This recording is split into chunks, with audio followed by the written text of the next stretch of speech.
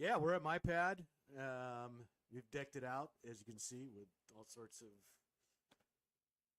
fun things. Yeah, we got an exciting episode. We've got some pretty cool guests, and I'm excited for one. How about you? I'm stoked. I've been a little bit under the weather this week. There's some sickness, allergy, cold, flu thing going around San Antonio. I've been grappling with it, but I got my tea. I got my cough drops. If you make me laugh, I will cough. But I wanna laugh, so I'm down to cough. You know what I mean? Right. You don't cough, you don't get off. We used to say.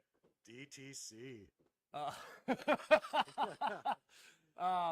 How are those breakfast tacos? Man, oh, dude. fresh off Couples Road, West Side, San Antonio. West Side, San Antonio, real deal. Nothing like a breakfast taco. Yeah, we did do some brunch. We had some breakfast tacos as we were setting up. The homie Will, production extraordinaire, technical in the field, came through with the breakfast tacos. Wizard. You made some coffee. Things are good. It's a good Sunday. It's raining right now, so hopefully people are actually watching this. Will, is there a way we can see? No one's in the chat right now? Goodness gracious. Okay, so we got 5 viewers right now, and if any of you guys want to jump in the chat and follow along, you can just subscribe to the channel real quick, hit a like button or two, go back, watch some killer content later on, and right now, fuck with us in the chat, because that makes this thing so much more fun and dynamic. Little bit of housekeeping stuff to get to. I gotta say, pretty much the last call for our Jeff Wheeler, Mongochatter, Texas Plant shirts. I think there's some large and extra large left. It's other side. It'll other be side. the last call for those. So we dropped the price a little bit. $20. Down fire sale. Yeah, it's a bit of a fire sale. So we got some photos of shirts that we can show the people, maybe some esteemed colleagues in the field wearing some gear. Chef Lou. Yeah, Chef Lou in the Mongochatter shirt. So if you want to be like Lou, get yourself one of these shirts. Jeff Wheeler designed the graphic. Printed at the illustrious Cat Palace by our homie Jesse.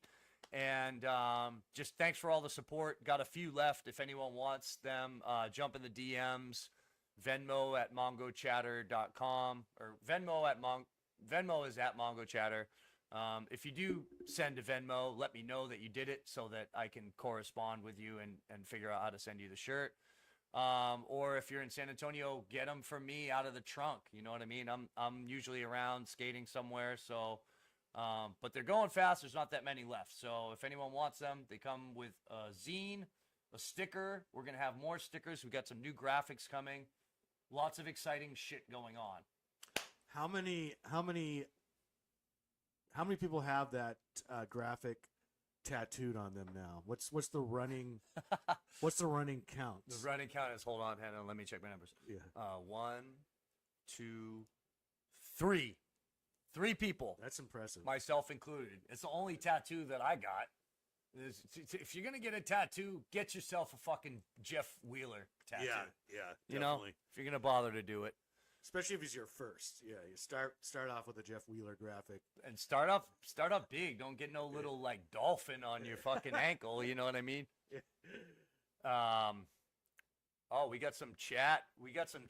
People. Mario is in the house. Mario in the casa. Big bad Daddy Bustos up in this motherfucker. Thanks for supporting and checking in. Ichiban, Old Man C. He sent $10,000 to a Nigerian prince for never got a shirt. I think I just got a text message from that same Nigerian prince about 5 minutes ago. That's a bummer, dude. Yeah. But yeah, you know what? Get with me, whoever you are. Ichiban, Old Man C, Old Man Crew. Old Man Crew. That might be a Bustos Phantom account. I don't know, but thanks for fucking with us in the chat. And yeah, we still got shirts available. What other housekeeping stuff can I tell the people about? Yo, Jason B. Jason B. He came here for some yapping. He's like the OG chatter in this bitch. We've been missing you, dude. How's your summer going? You back on campus? And Jason B does Jaguar Collegiate Skateboarding. For those that don't know, it's through UTSA, and he's always doing cool events and shit like that on campus.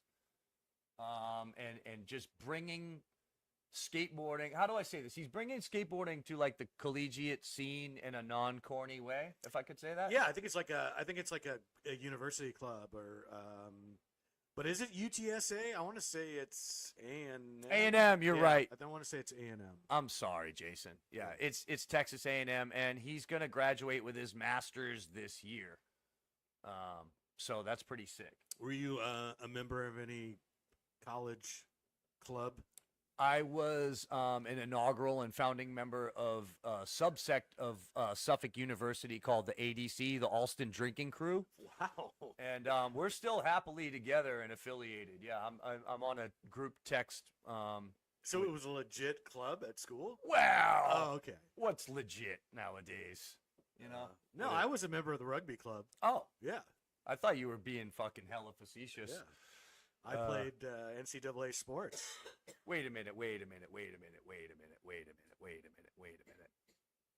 Okay, first of all, Jason B says that San Antonio College Station has a chapter 2 of the club. Oh, there you go. Weren't you just there? I was in College Station, yeah, just a few days ago. It was not my favorite place in the world, but that's neither here nor there. Well, that's the home of A&M, and so he. Oh, right. Yeah. So the San Antonio A&M campus is They're where, Aggies. Yeah, they're Aggies. Yeah. Oh, That's okay. where Jason started. But here's the thing, why I had to stop the press, because he says that he got a skate scholarship too. What the fuck does that mean? Wow. You got a scholarship in skateboarding? Damn. You know, you can. I don't know. I'm not sure if you can get a degree, but we had an intern this summer at my work that was from A&M, and she says they teach a class in barbecue. Now, I want to go to A&M. If I had to do it all over again, Shit. man, I want to fucking go to A&M. Yeah. Could you imagine your homework in Barbecue 101? Yeah. Dude, it's like 12 hours of brisket smoking. Like, you got to, like, the lab would be pure dedication. Oh yeah, it's be a good smelling lab. We got to have Jason B on here I sometime know. and talk to him about this shit, because he's got a skate scholarship from CSEF, the Collegiate Skateboarding Educational Foundation. I would love to know more about that. Well, that's what I'm saying. If A&M's giving degrees in barbecuing, they should give degrees in skateboarding. Yeah, and he's doing right. He's doing organization, event planning, outreach. He's giving kids shirts, stickers. He's getting people involved. It's obviously you know, there's no gatekeeping. It's very inclusive. It's like it's with the modern times. So I think he's probably earning that degree in a lot more than just doing kickflips or whatever. You know what I mean? Oh yeah, he kills it. Yeah, he was at our 5-year anniversary party, set up a booth there, and other events I've seen him set up booths. Like, the guy kills it. Well, yeah, I mean, obviously for the summer, it's hot as hell and no one's going to college, but I noticed that the other day that he's active once again and doing events. Shout out. Just showed the sci-fi fantasy video at on the college campus. Oh, sick. Which Yeah. I thought was pretty tight. Yeah. Jerry Sue. Did you watch that? I skipped around a little bit. I watched a fair amount of it.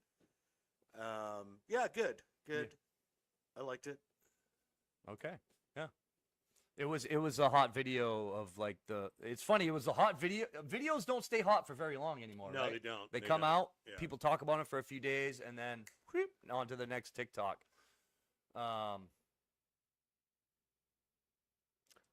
Oh, yo, Johnny Charm Offense, Sonic Ripper. He's got the tech moves. He's checking in. He Sick. gets technical on those curbs. I wish I could I should have clips pre-programmed for all these dudes to show who it is that we're talking to. What did we think about the Dime Challenge? Ichiban, Old Man Crew wants to know. I watched it yesterday, I think, and I've seen it the last 2 or 3 years. it might be a fun event to actually go to. Mm. Like they actually had it at a sort of a stadium this time. Yeah. Here's my not so hot. Here's my warm take on it. Mm-hmm. It's almost over the top now, and it's almost like WWF. It's cool, and the cast of characters. You know, Sheckler was there. I haven't seen him skate in person for a while. You know, they had Muska announcing it and doing color commentating and shit. I didn't see that. They have a regular dude that always does it, and he's kind of like a wrestler type announcer. I mean, he's good at what he does. I don't know. It's almost like, you know, next year's going to be even bigger. Like, you've got to the point where it's just so over the top. Like, I don't know. It didn't. Previous years, I'm like, oh, dude, this is cool. You know, now it's just. But, like, they built this spine ramp that was, like. It was like a mega spine. Yeah, it was like a mega spine ramp. And yeah. Like, I think, like, or Jimmy Wilkins or Tom Shar, they were really, like, they're the only ones they showed. I don't know if other people skated it, too. But, I mean, it's crazy. I saw Tom Shar did, like a board stall transfer. Like, he didn't do tail tap. You know, like, the standard move over the spine is, like, tap your tail and grab your nose and just get over. Yeah. But he, like, stalled on top of that thing on his rails and was, like, wiggling for a minute and then popped out again. It was pretty crazy. Yeah, it is crazy, and I shouldn't hate on it.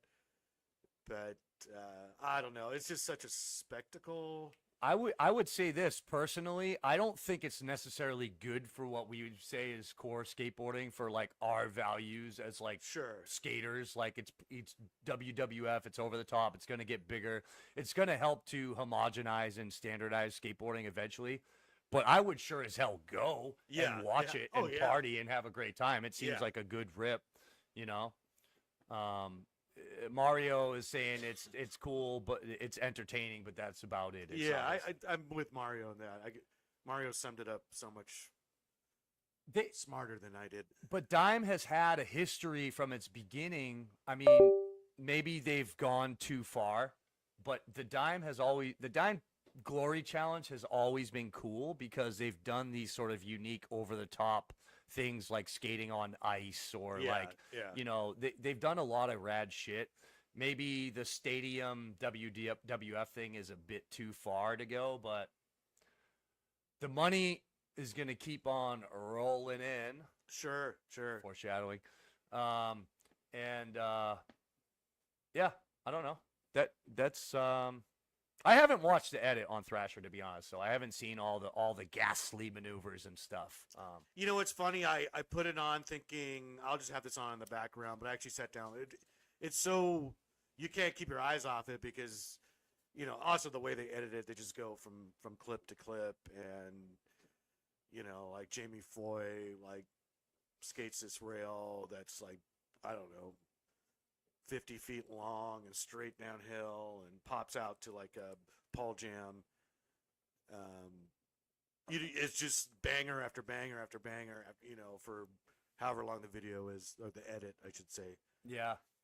That happened to me the first time that I ever watched the show Lost. I was like, I thought I was just going to fucking like clean the apartment and have this thing on. And then I just was like, sat down like this and was like, and then like, and this was in the days of Blockbuster Video, so like, I remember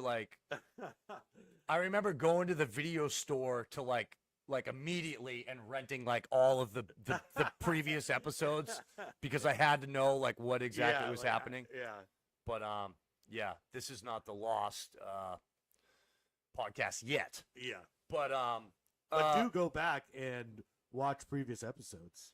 Of Mongochatter? Yeah, Mongochatter. Oh, yeah, sure. Yeah. I mean, dude, honestly, let me just be real for a minute. I think that you probably should because I don't know. It depends on how you like your skateboarding content. I don't necessarily want to see the big video that everyone is watching with all the latest, greatest tricks. Sometimes I really dig finding like a YouTube channel that's not dissimilar to ours with like local DIY ground scummy videos of like relatable skating that I could you know, contend with or relate with or whatever it is. Like, I don't know. So maybe you should go back and check out. You know, I've wasted my life putting this shit together. So do me a favor and go back and watch those videos. Another thing I've been doing with my time on Earth is writing for Sturdy Skate Mag when it comes out. And I forgot to mention that on our last live stream that Gavin just put out another Sturdy Skate Mag. It's kind of, I wouldn't even say bi-monthly, tri-monthly. It's he does a few of them a year. I think I've talked about it before. They're really nice magazines, glossy covers, like really nice stock pages. And I had an article in the latest episode, and Jeff Wheeler did the art. So you can hit up Gavin Power. The Ship Has Sunk on Instagram, or Sturdy Skate Co. or Sturdy Skate Mag, and get in touch. Hopefully I'm not pumping this up too hard and he's like, you hit him up and he's like, I don't have any copies left. But yeah, I wrote an article in there. I've been writing lots of articles. Dealing with Gavin has been a dream come true, and super happy to be a part of that. And that's just a housekeeping thing, a little self-promotion that I want to put out there into the world. So if anyone wants to check out that Sturdy Skate Mag, here we have a clip of Gavin Power skating at Northeast University in Boston, Massachusetts. Nice. Yeah. So that's the man. He's been on Mongochatter. He's a great dude, and he does a rad magazine. Look at that. Is that homie has I think he had a mask that was 2020 style. 2020 style. Yeah, it's a great zine. And I love the name Sturdy. There's just so much connotation going on with that name. Yeah. So, yeah, shout out Gavin. Gavin Hit Power. him up. Hopefully he's got some copies for you. And great addition to your coffee table or your toilet reading or your bedtime reading, whatever reading you do. I keep my copies on this pedestal. You have to walk a spiral staircase to get to this glass. It's like a thing where it would be like a Quran or a Holy Bible. It's encased in glass. Oh, okay. And then there's a three key like identification eyeball laser thing, Like, do you have those lasers that crisscross and you have to like tiptoe and crawl under them to break in there? Is that okay? What house is that? Is that the one in the Hamptons? It's at well, Will's been letting me keep it in his underground lair out there by SeaWorld. Yeah. So it's actually, you climb the stairs, but it is submerged. You're in water. So it's weird because the compression is already fucking you up because you're below the surface. But then you climb this elaborate stairwell and it's like your ears pop again. It's fucking crazy. There you go. That was stupid. Sturdy, get a copy. Sturdy Skate Mag, shout out. Shout out. So we've been doing categorically. I forgot it today. We normally have this little skull that Mark Zamudio, but your skull is filling in today. Mark Zamudio gave me a skull. And then we have these pieces of art on the desk. And as the months go on, we're like, we should, now we're talking. We're like, Mark Zamudio, you feel free to give me a bottle of Skull tequila. He probably will. He probably will. Yeah. Anyways, we wanted to like highlight the art, and then we got a little bit more full bore, and we're like, let's make it as the After Hours program develops. Let's make it a category on the show, like Simon says or whatever. We have these little categories we do each month. So we want to talk now about some art, but you know what else is art? It's not just a painting or a sculpture. It could be photography too. It can be, and especially when it comes to skateboarding. Absolutely. So. So we're gonna do a little highlight here, a showcase with Chacho Cedillo. I feel like I always fuck up his name. I sometimes I've said it with a B, but I believe Chacho Cedillo is and there he is. There he is. He's coming in hot. We're just talking about your photos here on the After Hours brunch, brother. Nice. How y'all doing? Good, man. How are you today? Hey, there he is. There he Doing is. good. Enjoying, I guess, somewhat of this rainy day. It's kind of gross outside, but nice to be here with you guys, hanging out. Yeah, likewise. Dude, Likewise. likewise, man. How's the hoof? It's getting better. I'm out of the boot now, but slowly regaining how to walk again, and then hopefully skating by next summer is the plan. Oh Wow. wow, man. That's gonna be a hot minute. Yeah. Ooh. So what did you actually do injury wise on your ankle or whatever? I ruptured my Achilles. Like basically, Oh. like what you see, like in the past in the playoffs, it happened to a bunch of people. That same thing happened to me, unfortunately, and I was playing basketball too, which makes it worse because now I can't even skate. Yeah. Damn, dude. Ouch. That's crazy. Yeah, so it was pretty gnarly. Like happened on a Wednesday, in May. Then the following Wednesday, I already had a surgery to repair it and everything. So everything kind of happened quick. Dude. Wow. But the recovery is insanely long. Yeah, it's like it was 12 weeks with like a boot, or 6 weeks like non-weight bearing and a cast and everything. Then 6 weeks in a boot with kind of learning how to walk with crutches and then everything else, and then to get back to normal to like ever hoop again or skate again, because I guess you lose so much muscle. That's why it takes so long to like regain everything back. A lot of PT. A lot of PT, yeah, unfortunately, but I mean, it is what it is. I'll get there eventually. Yeah. Well, it's raining today, so you're not missing much skating. So Yeah. yeah. Now when it rains outside, I'm not as bummed. Yeah. Yeah. And so you had already been into taking photos before, but has this kind of like are you like I guess have you gotten more stoked on taking photos due to this injury? You're like Oh, uh, yeah, 100%. It re-sparked my photography. Not that I was slacking on it, but I wasn't doing it as much. But since it's one of the only things that I can do now till I'm better to skate, like 100%, like I'm like all on fire for it again. yeah, dude. So, well, maybe we can take a look at some of your photographs and discuss them here. Is it Yeah. well, I don't know if Chacho will be able to see the photos that we're talking about, huh? We'll have to tell you what You'll they know. are. You'll Yeah, know. yeah, You'll know. yeah. which one, right? Hopefully I'll remember. Yeah. um, yeah. So, all right. Well, how did you first get into it? From working at the shop. So I used to work at a shop, Evolution. I started in 2014 there, and then working there for a little while. Kind of, you see the magazines, you see all the cool stuff everybody's doing. So it made me kind of want to shoot it and document it and everything like that. And then kind of put my little twist on it too, the way I thought it would look cool. Whether it was cool or not, I thought it was fun and cool. But that's kind Uh, of what got me into it. a lot of your photos, your skate photos, have a very landscape quality to them, which I dig. Hmm. It's almost like It's like, sorry, go ahead. no, you're good, you're good. My bad. Well, it's almost like, you see like these like gnarly landscape photographers. They'll take a photo of like a meadow or a mountain or something, and your photos kind of feel like that, but there's like skating in it, Hmm. you know? It's always Which, cool to like to have some sort of extra story or extra stuff to look at besides that one thing. Because some photos I think are appropriate for that one. Oh, it's just this. But then sometimes it's cool when it's the skate photo, but then has a little bit extra to look at sometimes. yeah. Will, could we put like a photo or two or three like in like let it hang out for a minute so we can dissect in depth a photo or two with Chacho? And just any random one, whatever you think is rad.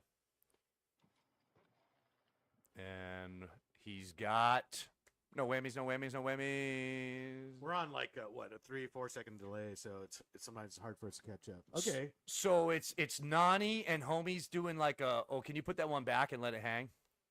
That crooked American flag one. There's like homies doing a crooked grind on the box, and there's like an American flag. Like it's a great photo. It's the American flag from the car wash in the background. Do you know what I'm Is talking it about? is it it's photograph landscape and the flag's like on the right side, I think, right? Yeah, And then Yeah. yeah, that one was fun to shoot too, because I mean, again, that you have more of a photo than just a trick. But I think, if I'm not mistaken, I think that's the one of Lalo doing like a fakey nose grind, I think, or something Oh, like That's that. Lalo, yeah. Okay, Lalo Yeah. fakey nose grind, sick. Yeah. Yeah. And Lalo is the dude who had Evolution Shop, to give context. Yeah, exactly. Shout out Lalo. Right on. Yeah, no, And then that one was really shout cool. out to anybody who's let me take a photo of them, because my favorite thing to say is, "Hey, let's try one more. Let's try one more." So whoever put up with me, I appreciate it. I think I think you probably have that feeling because you're like a nice dude and like but I think people really do probably. Most skaters probably, if you ask them to take a picture, they'll probably be down because it's like it's kind of fun to work through it and get the photo. Like I like how you are not like why if you're gonna do something, why be nonchalant about it? You know what I mean? And it just seems like you're into doing it. So I try to make it as good as I can, and then I just want to make sure everybody's having a good time while they're doing it too. Like, I don't want to take it too serious. Yeah. Yeah. Well, it always just seems to come out of the session and you see something you like and you're like, oh, you want to shoot that? And then, like, I feel like I say, most skaters are probably hams. They're like, oh, yeah, dude, take a picture of me. You know what I mean? Yeah. Okay, so let's talk about another photograph. You got this Augie tail block on that quarter pipe at Nani that is pretty steep and burly. And a little short. It's like so skinny. Is it that one's the one on the solo quarter, I think, right? Yeah. Yep. That one's a cool obstacle to shoot on too, just because like especially with a fisheye photo, like it makes it look so much steeper and like crazier and like super gnarly. I love shooting on that thing. Yeah. It is pretty steep and crazy and gnarly though. I mean, It deceivingly is. Yeah. There's no deck. Yeah, there's no deck.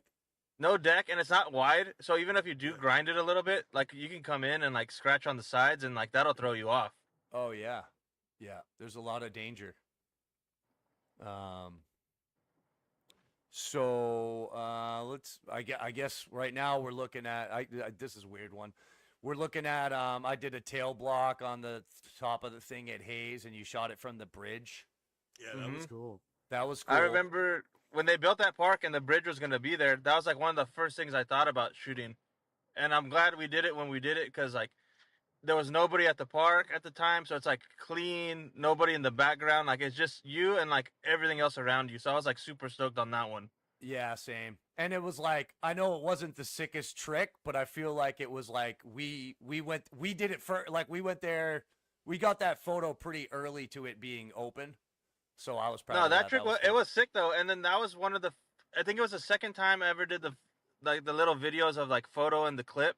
Yeah. So that was like one of the first ones that we did. I think I'm pretty sure it was the second one, but that was like, that's what made it even better. Was like we got the photo and we filmed like clips of it too. Talk a little bit about photo and the clip. How did you get the idea for that? Just so like it was more like wanting to shoot more photos, but also telling more of the story of like actually seeing them landed, and a little bit of behind the scenes of like kind of the session throughout the day. Something like that was like more like you see a photo in a magazine and you have to wait for the clip to come out, or maybe more so back then, not now because Instagram. But yeah, just you get a little bit of both. You get love for the photo, and you can see them like make it right away. Weren't you at Disney World though? And like you told me there was a little bit of inspiration as far as the name photo and the clip. It happened over there because it's like, as cheesy as it sounds, it's like a magical place, right? And I was just like thinking about the magic or whatever you want to call it, and it just kind of came up there. So then whenever I came back home from one of those trips, that's when I kind of wanted to do that, or at least get it started. Because I thought you told me in your head it was like Beauty and the Beast had a certain ring to it. Exactly. So, yeah. Oh, exactly. okay, Yeah. yeah. Like Beauty and the Beast, and then photo and the clip. And I was like, like this could kind of work. Yeah. I love that. I see that. Yeah, that's good. That's cool, Chacho. Do you want to go through some more photos? I love the one of I think it's Elijah on the bank to curb at Pearsall. And again, doing like I think he's doing a back blunt. Yeah, and it's that landscape similar to that Lalo photo that you've got this like big length of photograph, and so you can see the hill in the background and the entire. Even though he's on one side of the bank to curb, you see the entire obstacle. That's a really cool photo. Let's see that one. I'm trying to picture. I know there was a rad tail grab one that he had. No, I think it's a backside blunt. Okay. Yeah, if I'm not mistaken, I think it is a backside Yeah. blunt one too. And then the way that one came out too, like the colors look good. Like Yeah. just that day, like I don't recall if there was clouds even in the sky that day or whatever. But everything just looked like super clean. And then he's obviously like he rips, and Yeah, he that trick's like an rips. easy one for him. So I was like, dude, let's do it. And he does it like nothing. He was ripping. Yeah. Yeah, he's awesome, dude. Shout out Elijah. Yeah, shout out Elijah. Um, Yeah, we're on a little delay, so I don't know. What I have is the Lalo photo. yeah, we're but, still looking at the Lalo American photo. but anyway, it should. I think Will's got everything on rotate and Oh, it got stuck. It got yeah. stuck. It's all good. Hey, we're doing it Yeah, live, we're baby. doing it live. I probably have it in here so we can look at it. Ba-ba-ba. Yeah, there Oh, it is. this one. Yeah. Oh, this. Dude. Yeah, so there is clouds in the sky, and then Okay. yeah, it's such a great photo. Oh, And this then Pearsall one is has such so a cool sick. background too. Like it looks It cool out does. there with the hill and everything. And Yeah. Yeah. sometimes you could even get photos of skating, but like people walking on the background and stuff. Like Uh-huh, it just looks so cool. Yeah. I think I've said this before at like Purcell, like stoned on a Sunday morning. But have you guys ever watched that movie with Robin Williams, and it's called like Toys or some shit? And Mm-mm. like, I've never seen that one. I remember the movie. I'm not sure if I ever watched it. well, like the movie poster is just like this. It's just like Yeah. it's like a hill. This Oh, hill like- in the background always reminds me of that movie poster. Huh. And yeah, that's a great place to shoot photos. You got a photo of me there, which is there's like two people in the background, and they look like witches or something. It's like Yeah. it's I know what pretty you're talking cool. about. Yeah. Yeah, they're like way off in the background. The Elijah one too. You caught that Oh, like right. Like if you're gonna take a photo of a backside blunt, you couldn't have caught it at the best. yeah, it's like right at the transition. release. Yeah. Right. Yeah. Yeah, I appreciate you it. can And see he's about to like spring out of that. yeah, I appreciate it too. And like I said, shout out to everybody who's always heard me say, "Hey, let's try one more," because I think that was one of those ones where it's like, let's keep trying another one until we get the good, like the perfect Yeah. one, and then it ends up working out pretty good. Yeah. Dude, I think my photo that you sent us is the one that Rudy is carving, and he's got like his hand over his arms kind of blocking his face, Oh, yeah. and he's like Oh, carving yes, through yes. Shook Ditch. Yeah. That is Yeah. a great photo, man. That could be like a Dogtown 70s era It does look that way. photo. It's Shout out The way Rudy. even his setup and everything was like an old school board with big soft wheels, so it like worked out perfect. Yeah. And funny enough with that one too, it was during COVID time here, and Uh-huh. we were getting kicked out of the skate parks. Like they wouldn't let us skate at the parks because of the 6 feet distance or whatever they wanted to do at the Yeah. time. So Yeah. that's when we were skating more stuff like that. wow. That's you got that one? Okay, no worries. We're discussing it, and Will's gonna pepper us with some of the images that we've been talking about. Will really does the hard work around here. Poor guy. Yeah. It's like run ragged. No, whatever you want. We've talked about a couple of them. Just let them rip if you want to just go through and show off. I just want to be able the chance to show people Chacho's photos, if they're watching and follow along at home. Jason B got a ticket for skating at a park during COVID. Oh wow. Yeah, that's crazy. Yeah, there were some times it got pretty serious. I mean, the majority of the time the cops are pretty cool. Like just say, "Hey guys, you can't be here," whatever. But there was a couple times where like they were tripping, and we almost got tickets. Nobody ever got one, but it got close a couple times.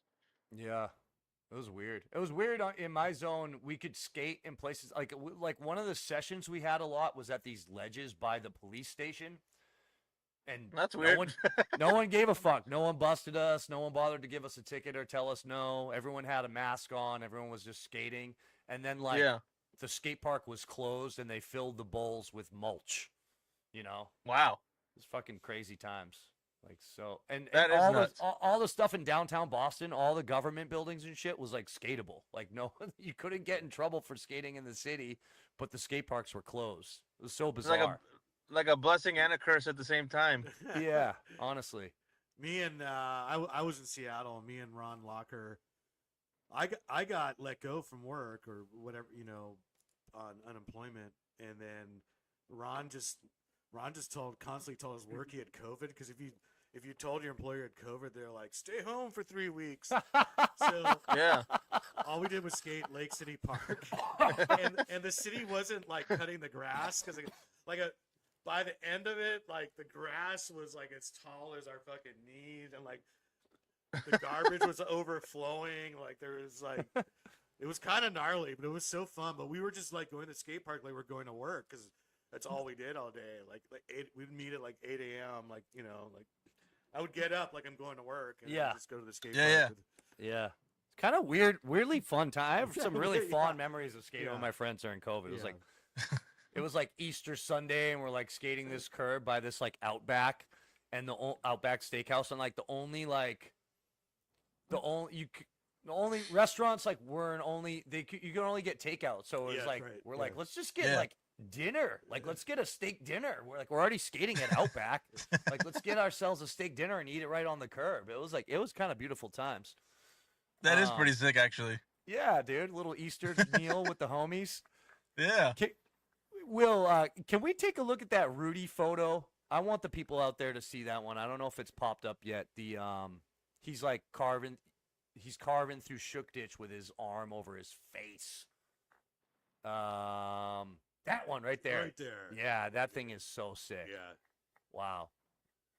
Damn. Is it so? Shout out Rudy. Yeah. Shout out Rudy Solomon. So- I skated with him yesterday. Well, we skated with him yesterday. Was he like? Was this a conscious decision? Like is he trying to block his field of view, or is that just a natural style thing that's happened with that like tuck? I want to say it just happened. Like he was just doing them, and then that's just how he did it. Like it just looked like that, which ended up being like perfect. Yeah, it looks so good, dude. It could look at the board. It looks like it could be in 1986. Yeah. You know what I mean? Does. Yeah. Fucking rad. Hell yeah. Shout out Rudy once again. And Will, I don't want to run you too hard on the photos, but dude, the other one that I really love, it's a simple photo. It's pushing it's like an overview from a bridge and someone's just pushing. It's like you took the photo looking down at a person pushing along a bridge. Do you know that one that I'm talking about, Chach? Yeah. That one was like a Grant Bryn inspired one. I think he has that one where it's like a black and white photo where it's kind of like that slant of a shadow. I'm pretty sure it's Grant Bryn. Yeah, I've always loved push photos because of him. So that was the inspiration of that one. Yeah, there it is. it's a photo of Todd Swank pushing across, right? Yeah. Like that Yeah, Grant yeah. Britton photo you're talking about? Yeah. Dude, So that's one other thing I like doing is like push photos because they always like just look so cool and everybody pushes different. yeah. Oh, that's just a cool photo, man. Like the perspective is really neat. Yeah. Yeah, that one ended up being one of my first photo shows was at the shop. And that was like the flyer for it. It was called Smell the Flowers While You Can. So it was like one of my first shows that we did. And that was like the flyer. We made like shirts and everything for it too. It was pretty cool. Rad. So how much, like, you sent us a good cross section of photos, like, I guess when's the next show? Are you sitting on photos that the world hasn't seen yet? Are you working on anything right now photo wise, or do you have plans like that? There's some like small ideas and stuff, but nothing like concrete. As far as like sitting on stuff, I usually try to just post it right away just to get everybody stoked, or at least the person that I'm shooting get them stoked, you know. Yeah. But nothing like sitting on ice or nothing like that. At least not at the moment. It is such a blessing, dude. I want to take a minute to personally thank you for the photos that you've given me. It's like it's a rare thing in 2025 for a skateboarder to get a photo of themselves that they're stoked on, let alone a print. And you've given me prints before, and it's meant a lot to me. So thank you. Dude, no worries. And hey, like I said too, thank y'all for letting me even shoot you guys too. I appreciate that. Oh, dude, shit. I mean, there's so many dudes in San Antonio you should probably be shooting with that like are not me, you know. But Like, Hey, I'm all about the homies, man. Like I want to just shoot like just the people in my life, you know? yeah, that's rad. Is there, Chacho? Do you have a separate Instagram or something for your just for your photos? Is there somewhere where the general public can come and look through stuff Yeah. online? Just Chach Bro is Oh, just my Instagram handle, and I just post everything on there, whether it's skating or like lifestyle portrait shots or whatever like the homies are doing that day. Or all right. now I've been an uncle for about almost going on 5 years, so I even have photos of my nieces up there and everything. So That's right. it's kind That's of right. a collection of everything on there. Rad. Sick. What are you gonna do with the rest of your Sunday? Uh, it sounds cheesy, but maybe watch a little bit of football because I started doing fantasy football at work. So maybe try to keep up with that a little bit. Yep, yep. We were talking about actually just scrapping. Simon and I were sitting on his porch earlier before Will got here, and we were talking about just scrapping the whole skateboarding thing and maybe doing a football podcast today. But we didn't. That We would didn't be get sick. around to it. I mean, that could be sick. I don't know much about football, Yeah, I and was when I gonna do say, my yeah. picks, I don't know Yeah. anything about it. I just kind of go with the flow, and sometimes it works out, sometimes it doesn't. But I don't know much about football at all, to be honest. I don't know anything about it. Me neither. I do not know. I don't know anything. I don't know the rules. I don't know what's cool. Dude, I'll tell you this is how little I don't know about football, and I'm from New England. I didn't even hear about who's the dude, the serial killer Hernandez, Aaron Hernandez. Yeah, I yeah, never yeah. even heard of that dude until the documentary came out. Like I didn't even know about it in the newspaper I in don't real think he time. was a serial killer. I think he killed somebody. He killed multiple people. Oh, he did. Okay, maybe he was. Okay. That's serial. Shane Wolf's I'm in the the same house. boat though. I didn't know nothing about it till there was like a Netflix documentary or something. I didn't even know. Yeah. Yeah. So, I mean, but everyone seems to know everything about football now. It's like part of the American culture, but I don't know shit about it. But that's okay. You know? Yeah, I mean it's all good. I mean, some would say I don't know shit about skateboarding, so what's the difference? Why is there It's no all blue it's right all there? don't opinion know. based at that point. Because hey, I could say the same thing. I don't know too much about skating either, but you never know. You never know. You can't Mongo push in football. Was that in the chat? Yeah, I don't even know if there's like, is there style in football or like Style. anything like that? Who knows? Dude, I've wondered about that. Sometimes I watch basketball and I think there's definitely style. Like dudes that Basketball for have sure. their steez. It seems like a steezier thing than other sports to me. Basketball for sure. I mean, it's not like as close as like what skating would be, like when you see style or judge style or whatever you want to say. But basketball for sure, I think would have some sort of level of the way that guy plays or the way this guy does this. Like for sure, I think it Yeah. has some sort of style in it. As a photographer, would you be like attracted to taking basketball photos? Is that something that interested you? He'd be the next Um, Atiba. like the portrait work of it, yeah, would be sick like Atiba because he does like everything. Yeah. But as far as like shooting like the action of it, I've never even really thought about it to be honest. Yeah. Because, dude, you'd have to really know the game and how it's all going to play out in your mind before you even, just like you knew how to get that blunt pop out at the Mhm. exact fraction of the second. I mean, imagine that's how our whole conversation started about football. Yeah. Was like, I have ADD. I can dig skateboarding because it's one thing happening with one obstacle and one person at one time. It's a hyper focused situation. Yeah. Basketball, football, all this other shit. You're like, this guy over here is doing that, which means he's doing that, which means this is going that way. There's like so much to it. So I would imagine to shoot a photo and get that second would be so hard to get that one steezy second. It would be like pretty hard, I would think. I would think so too. And it's not like you can go up to like Wimby or somebody and be like, hey, like, do you want to try that dunk again? Hey, can you do that dunk again? Yeah. You want to try that shot one more time? It's like, dude, you get it or you don't. Yeah. I guess you just shoot a shitload throughout a game and then walk away with like like 4 good ones out of like 300. Yeah, going through those memory cards would not be fun. Yeah, no doubt. Word, man. Well, dude, thank you so much for coming on today. Is Yeah, there I anything appreciate you y'all wanna- having me on, man. And it's good seeing y'all. I haven't seen y'all in months since I I've gotten know. hurt. I know. I know. Hey, we should go out and do some. We should like. Can you bowl? Can you shoot pool?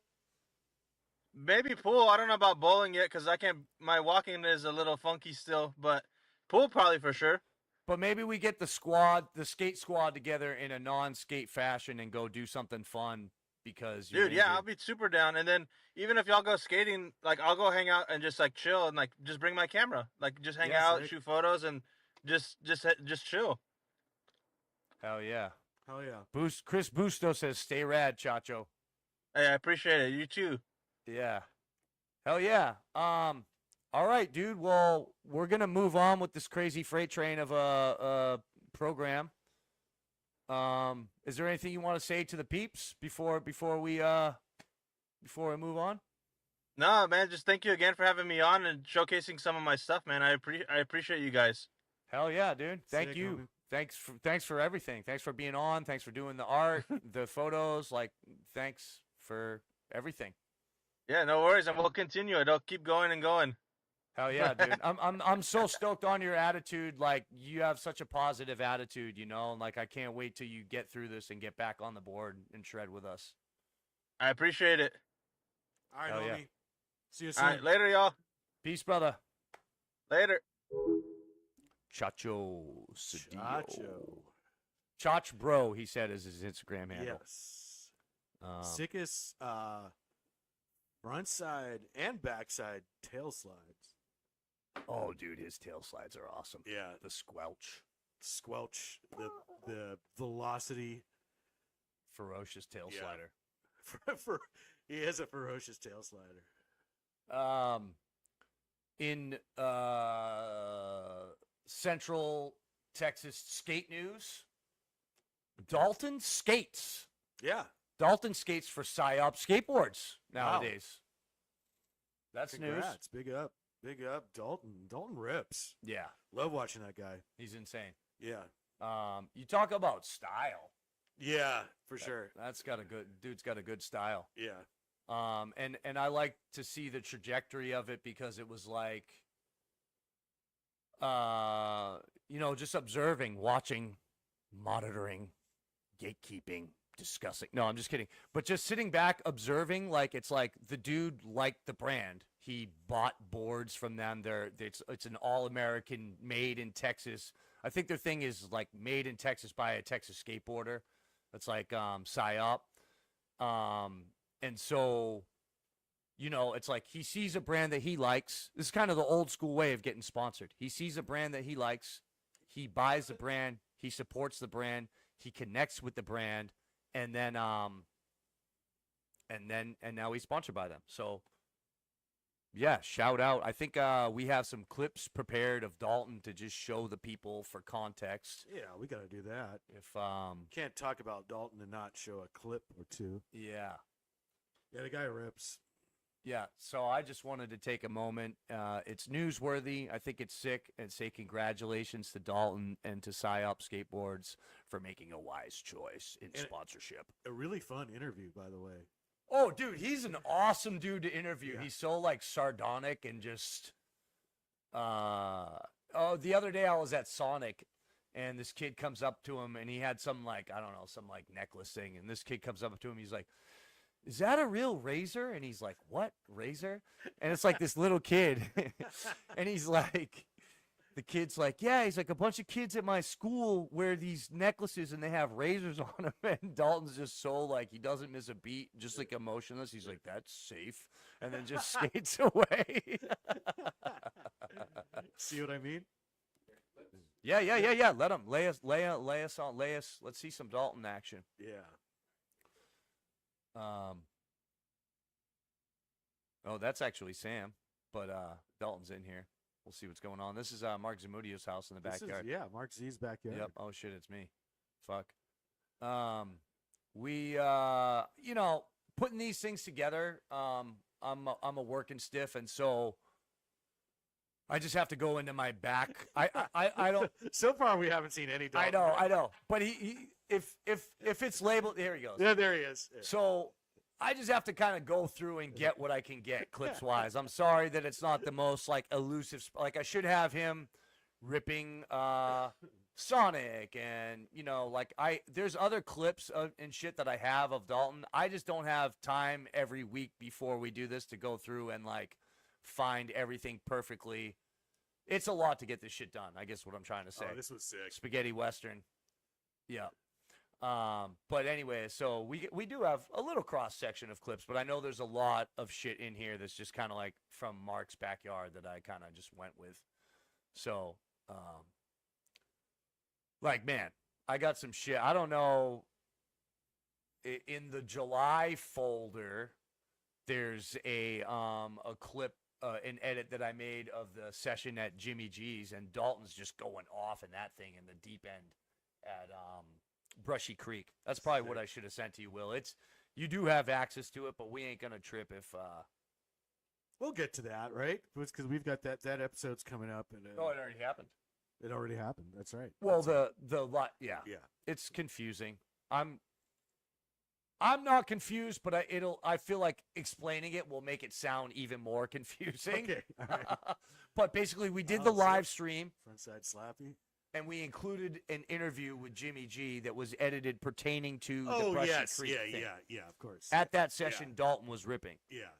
In the future, not live stream, not after hours, Yes. will be the full-on Jimmy G episode, That's what I was talking which about. is coming out next. Yeah, I know. I'm with you. Yeah. I'm following along at home. But yeah, Sweet. everybody knows that Dalton's rad. Yeah, congrats, Dalton. Shout out to Psyop Skateboards. And just wanted to put that out there as a newsworthy tidbit. Also, dude, I have more news. Okay. And Will, I think we can play a clip with the sound on, because next weekend, September 13th, at the Lonesome Rose, San Antonio, Texas, is the return of the Flaming Broncos. You heard? You heard it here first. The Flaming Broncos. Fleming Brothers. Fleming Brothers and Chris Bronco.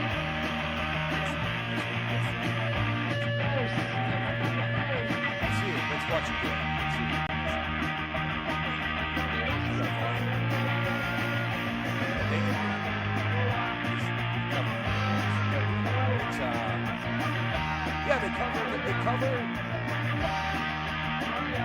They cover some great shit, man. They play the shit that us old fart quasi Gen X motherfuckers want to hear.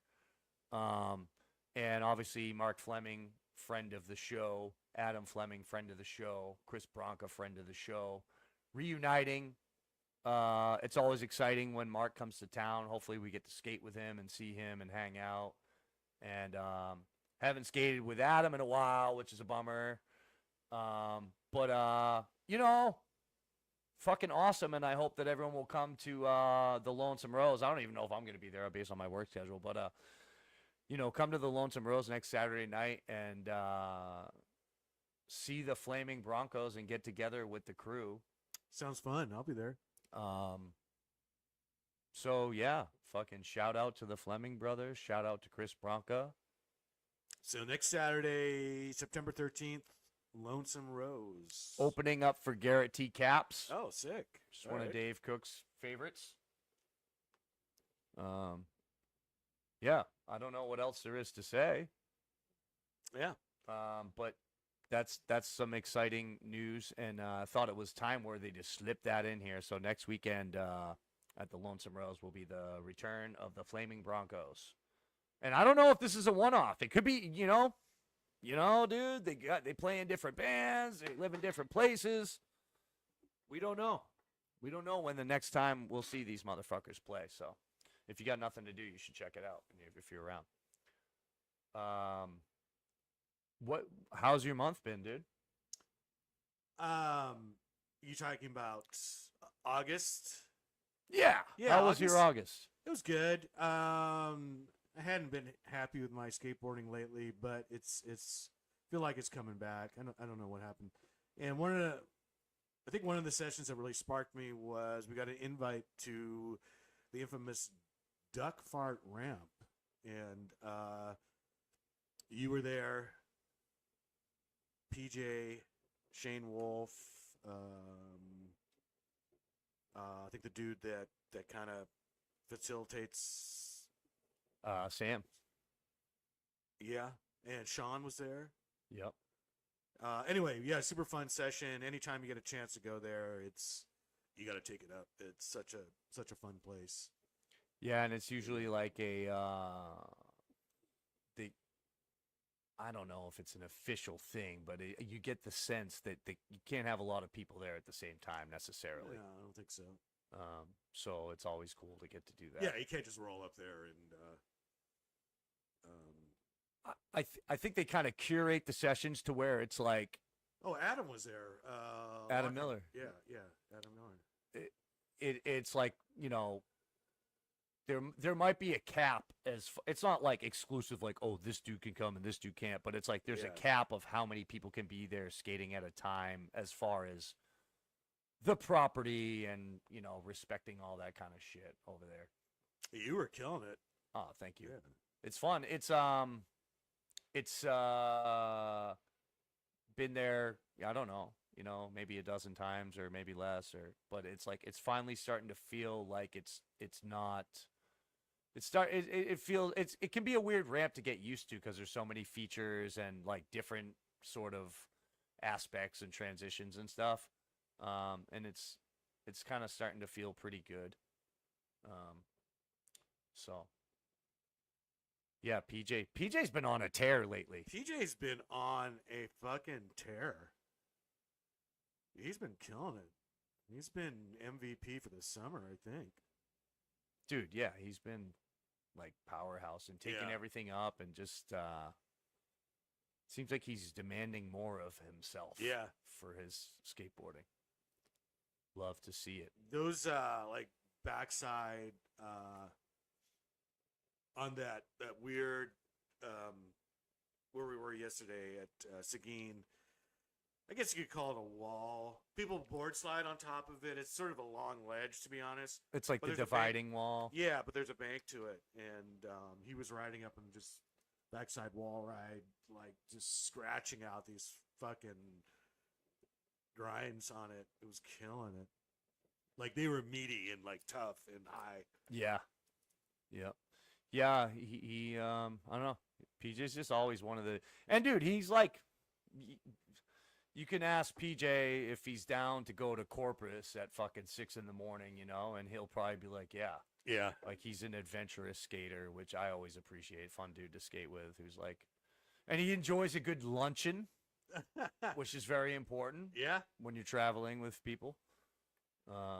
We were at Hayes on Friday afternoon. Speaking of lunch, sometimes we have like a lunch, especially on Fridays. Like just meet at lunch and take like a 2-hour lunch. And we were at Hayes, and he was doing this like nollie to fakie 50-50 grind though, like sliding them out.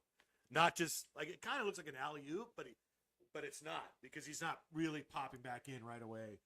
And like this mini ramp champ, younger dude, way younger than us, was like, "What the fuck?"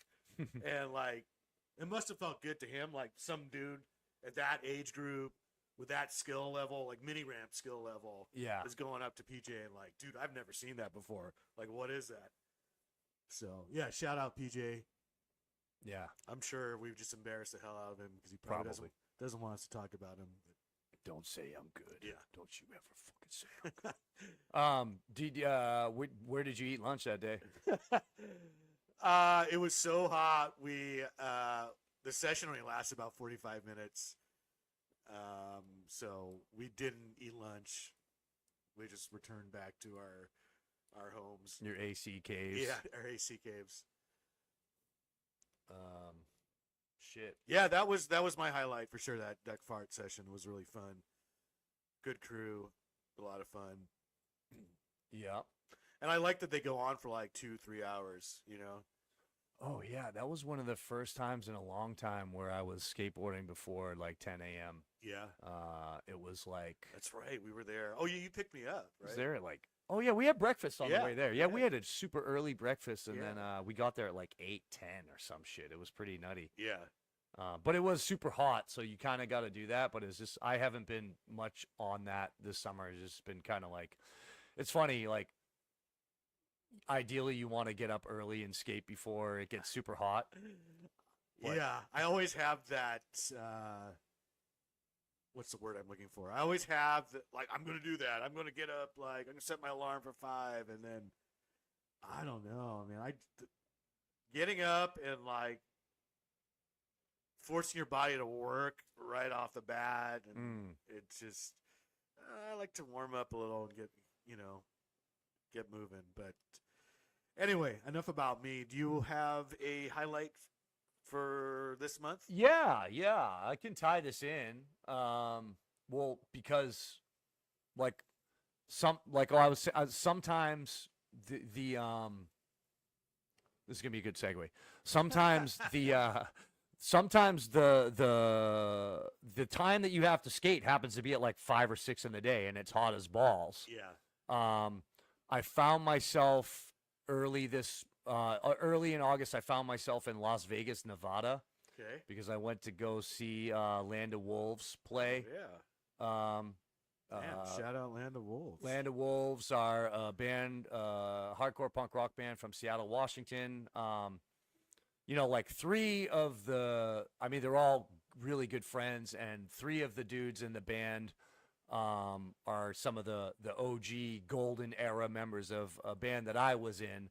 And so it's kind of like a reunion getting together with those guys, and they had me sing on a song on one of their albums, and so it's cool to just get up and yell with them every once in a while and do the thing. And so I went to Vegas to see them and be with them and hang out, and it was a really great fucking time. But the next day was just it was crazy because it was like 108 degrees.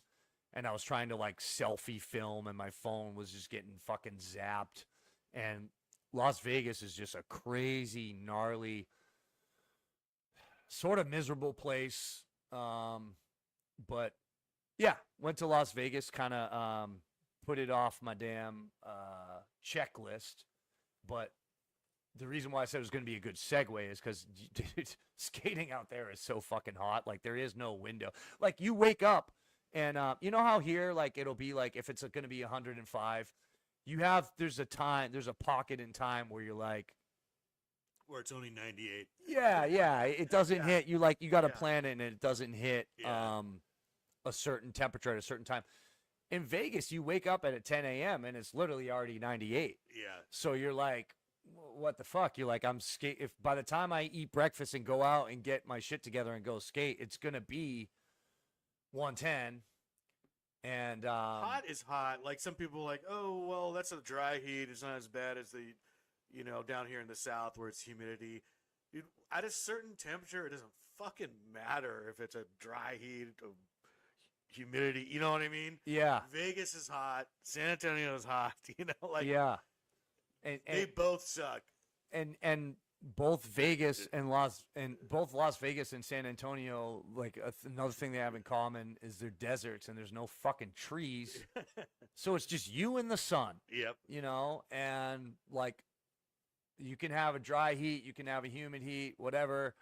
Up in College Station when I was up there, it was hot as fuck, right? Yeah. But there was this nice breeze. It was like it's in like a wooded area, like rural farmland area. It's like you get this weird breeze. I don't know if it's coming from a lake or what it is. If anyone out there knows and can explain. But yeah, you get this nice breeze, and it's we don't have that in San Antonio. We don't get no breeze like that. So what did you think of Vegas? Not much. Yeah, I mean, I'm not a big fan, to be honest. It's like well, okay, so on my last day there, marijuana is legal there, and it's really high potency, and I smoke too much as it is. So on my last day there, I went Like I got all my shit and was like on the way to the airport, and I got this Thai food. And I always get spicy food, so like 1 to 5, I'm like 9. Don't make it for a white guy. Like, let's see what you can do. And no one ever lives up. No one can ever fucking get me to where I want to be. But this place I went to in Vegas, they had real spicy food. And it was 109 degrees, so I slobbered down all this food really fast. And I went outside and I smoked this gigantic cannon of a joint, and it was 109 degrees. And dude, I'll be honest with the people out there. I had a fucking ruthless panic attack. Like just tunnel vision, clammy hands. Like I went into this coffee shop and I was like, hey, I'm going to lay down on this bench. Like, don't call an ambulance. I got to go to the airport. There's nothing physically wrong with me. I'm collapsing and I'm having a panic attack.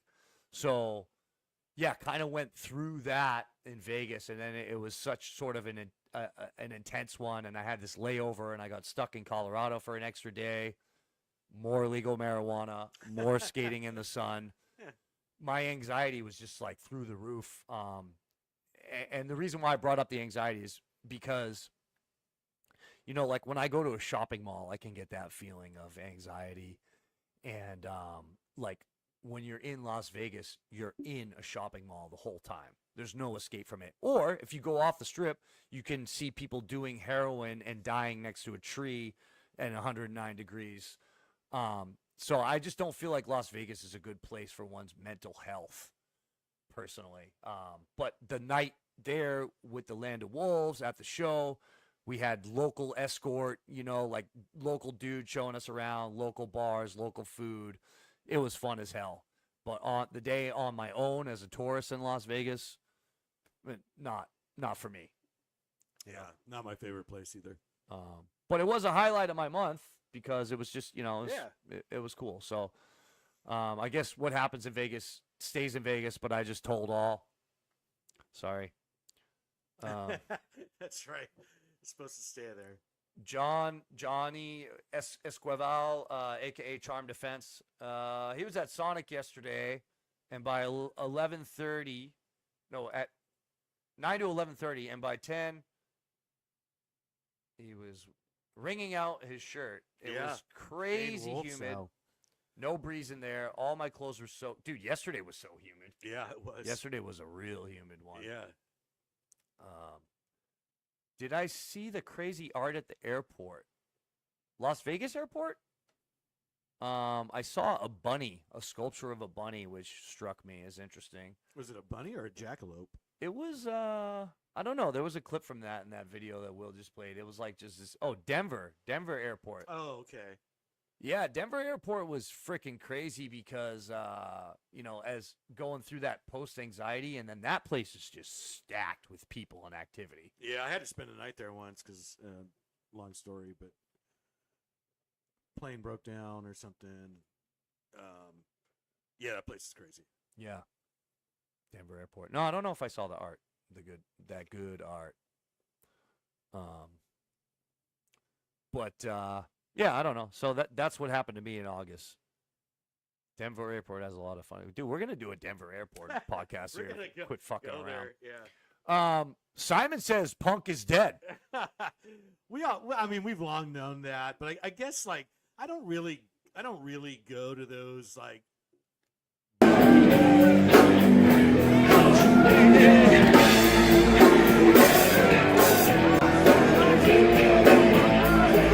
Outright with the volume. Hey! What's the goddamn aggression for? And it's with verbal abuse, and I think the other bands were mostly like oi type bands or whatever. But it was in like the Deco Ballroom. That's on Fredericksburg? Yeah, it's just an event space. It was terrible. Sound was terrible. It was $20. Lone Star was $7. Nobody really watched Fang, but I guess you found some footage on YouTube. I did. And then when they did do songs, like it was just the crowd singing along. like he just. No offense to Sammy, I think he just had to deal with the cards he was given, and yeah, I literally, and I love Fang. I left after like 5 songs. I was like, and I just felt like it. which I've been to before, and that's kind of why I don't really go to many punk shows anymore. Like, it was just like if the smoking patio at the Mix decided to go on a field trip and fucking like feel like people there just to be seen, you know, and like it's not really participating. So what a bummer of a fucking show. Fang still rips. Great fucking, at least the first 2 records. The later stuff sucks. And yeah, I don't know, man. I always knew punk was dead, but it just hammered it back. Oh yeah, that's right. So yeah. Well, when I watched the YouTube thing, one of the things that I thought was rad though was there was this skirmish, and it was pretty punk because the band like tried to break it up, and then after like a minute or two of just everyone's drunk and no one's listening and it's just like fucking lame chaos, the dude's kind of just like, you know what, you guys can fucking beat each other up or not, we're gonna play our set. So I thought that was cool. Yeah, roll the clip. I mean I was there, but roll the clip. I love that. It feels like a real show. Roll the clip.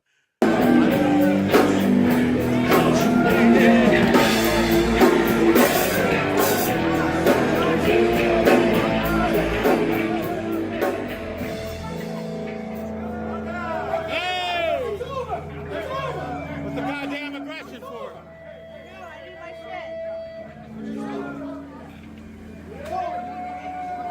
Goddamn aggression for?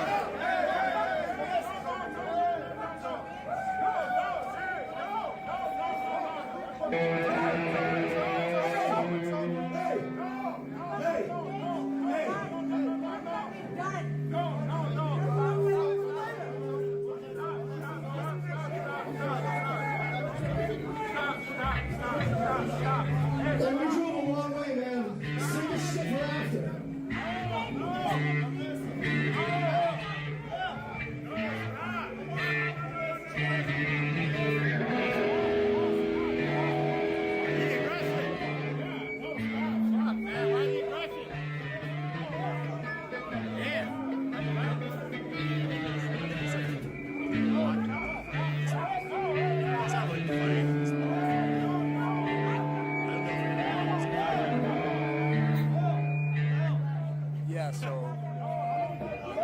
I think hopefully people can hear sound on this. It's not like super recording.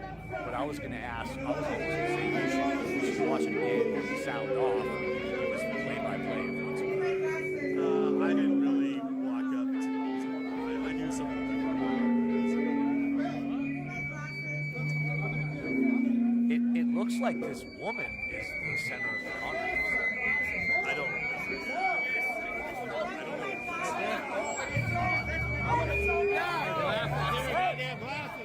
Because the YouTube video was called San Antonio Fight Breaks Out.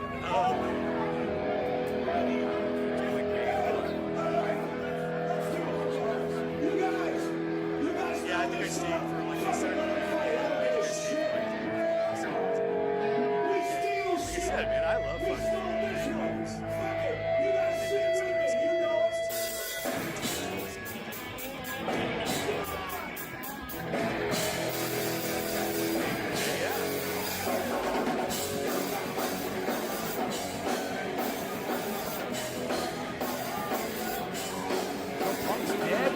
It's kind of like skating. Like it's kind of in the same sort like back in the time glory thing. Like you know, it's WWE, but there's also you got Chris Boucher who's out there talking hurt. So is skating really dead? No, skating's not dead.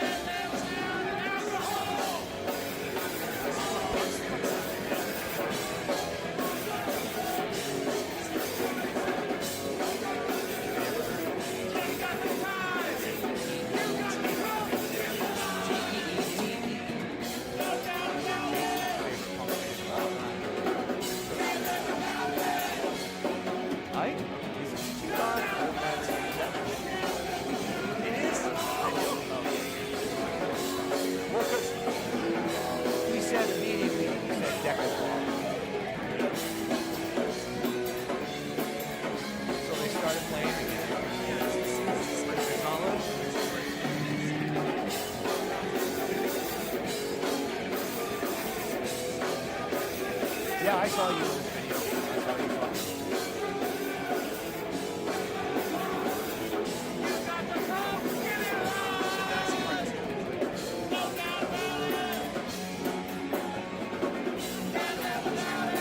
So, I mean, will you continue to go to punk shows? Yeah.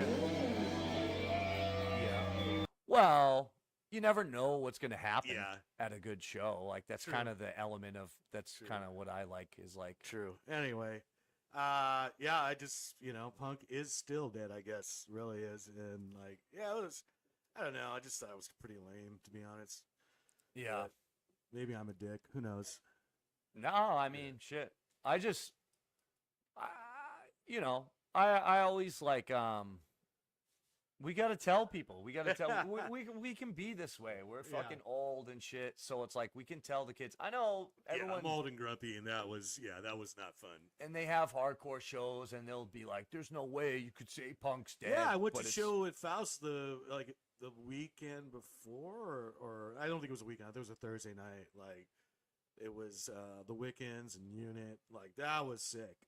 Yeah, That was a blast. yeah. Sometimes it can be more. There's like local shows are more fun because there's less like anticipation for like that night. It's like, oh, they're traveling through town, and are they going to play this song and that kind of thing? I didn't even get that to a thing. Like, that whoever did the camera work shot the 5 people that actually gave a shit. If they turned the camera behind, like the ballroom was empty. That's what I'm saying. Like, it literally was those 5 people singing along, and I was like, dude, I don't know who these fucking 5 people are, but I much prefer to go home and listen to the record. That's the part I don't like. Everyone's just still fucking swilling down $7 Lone Stars at the bar. I'm like, what the fuck? What the fuck are we doing here? You know? Yeah, Mario agrees with you. He says, That's all I'm saying. Like, this is boring to me. glad the band got over it and started playing, Thank you, Mario. Hey, I've but agreed- it does look like punk rock karaoke. not that I ever disagreed with Mario, but he's been on the ball twice here. So check this out, Johnny Escoval, Charm Defense. Quantum physics proves punk can be dead and alive at the same time. Mind blown. That's wild. Yeah. Anyway, what Yeah. else do we have on this agenda? Well, there was a Psyop Skateboards checking in. Hell yeah. He's glad. Hey man, go back in time. We were discussing the radness of your company. Thanks for joining the chat, dude. Yeah. Fucking and good choice on your sponsorship of Dalton. Yeah, good choice. Busto says punk is undead. That's pretty sick. Yeah, I like that, Bustos. And then this mystery Ichiban OMC is throwing I still believe in anarchy lyrics in the chat. All right. You know, I'm not afraid of being a punk, and I don't care what they say. The Exploited. Punk's not dead, so says the Exploited. So We used to always call them the Exploded because my homie. Remember when you had like your folder? I don't think this was high school. I think this was like junior college, and you would write out the band's name in their font. Like you would do like Metallica with the M with the what I mean. And remember how like detailed you would be, and you would misspell it. So he left out the I and exploited. So since then we always call them the Exploited. that's sick. Exploited. Yeah. Exploited by me on the don't fucking mess. Psyop Skateboards has another rad one because, well, he says thanks, and Dalton is rad as fuck, but he says, Niche says punk is dead and you killed him. Yeah. I hope so. Yeah. Murderer. Murderer. Oh, there was something on my brain. It's okay if it gets away, but you just said something I wanted to. It's okay. I guess we got to move on. Oh, no, I was going to tell you this. When I was a kid, in Hampton Beach, New Hampshire, we used to go skateboard there in the wintertime because it's like a resort town that's teeming in the summer, and in the winter it's fucking dead. So there's like spots that are actually skatable because there's no one there, and you'll get kicked out in the summer. But anyways, someone spray painted on this wall at the casino. I'll never forget this. And hopefully some New England skater my age is out there and knows this and will remember this, but it said, "This is a warning. No, this is a threat. As long as I'm alive, Punk's not dead yet." Wow, Yeah. what a bold statement. I remember seeing that. In And no graffiti. misspellings? Everything was spelled Probably. Yeah, but it was, it wasn't like, there was no DK symbol. It was just like prose, you know? Wow. Yeah. Wow. Well, you said what else is going on? There was some news, dude. Yeah. Some real deal news. And it was on the news. It was on the news. And so there was a bit of a shootout, an incident at Hayes Street Skate Park last week, I think. Last Friday. Last Friday. I Okay. think. So Mike Guerva, I think I'm saying that right, was actually there. As in, he was skating there, and there was he was like an eyewitness account of this like skirmish. There was gunfire, and actually, unfortunately, sadly, someone got killed by the San Antonio police in a standoff. So we thought we would talk with Mike about that on the FaceTime, and maybe watch a couple of videos that he took while he was like huddled over fucking during a I don't know, a standoff, kind of a gnarly thing. Well, let's see if we can get the story firsthand. Yeah, you got Mike on the horn. Hell yeah.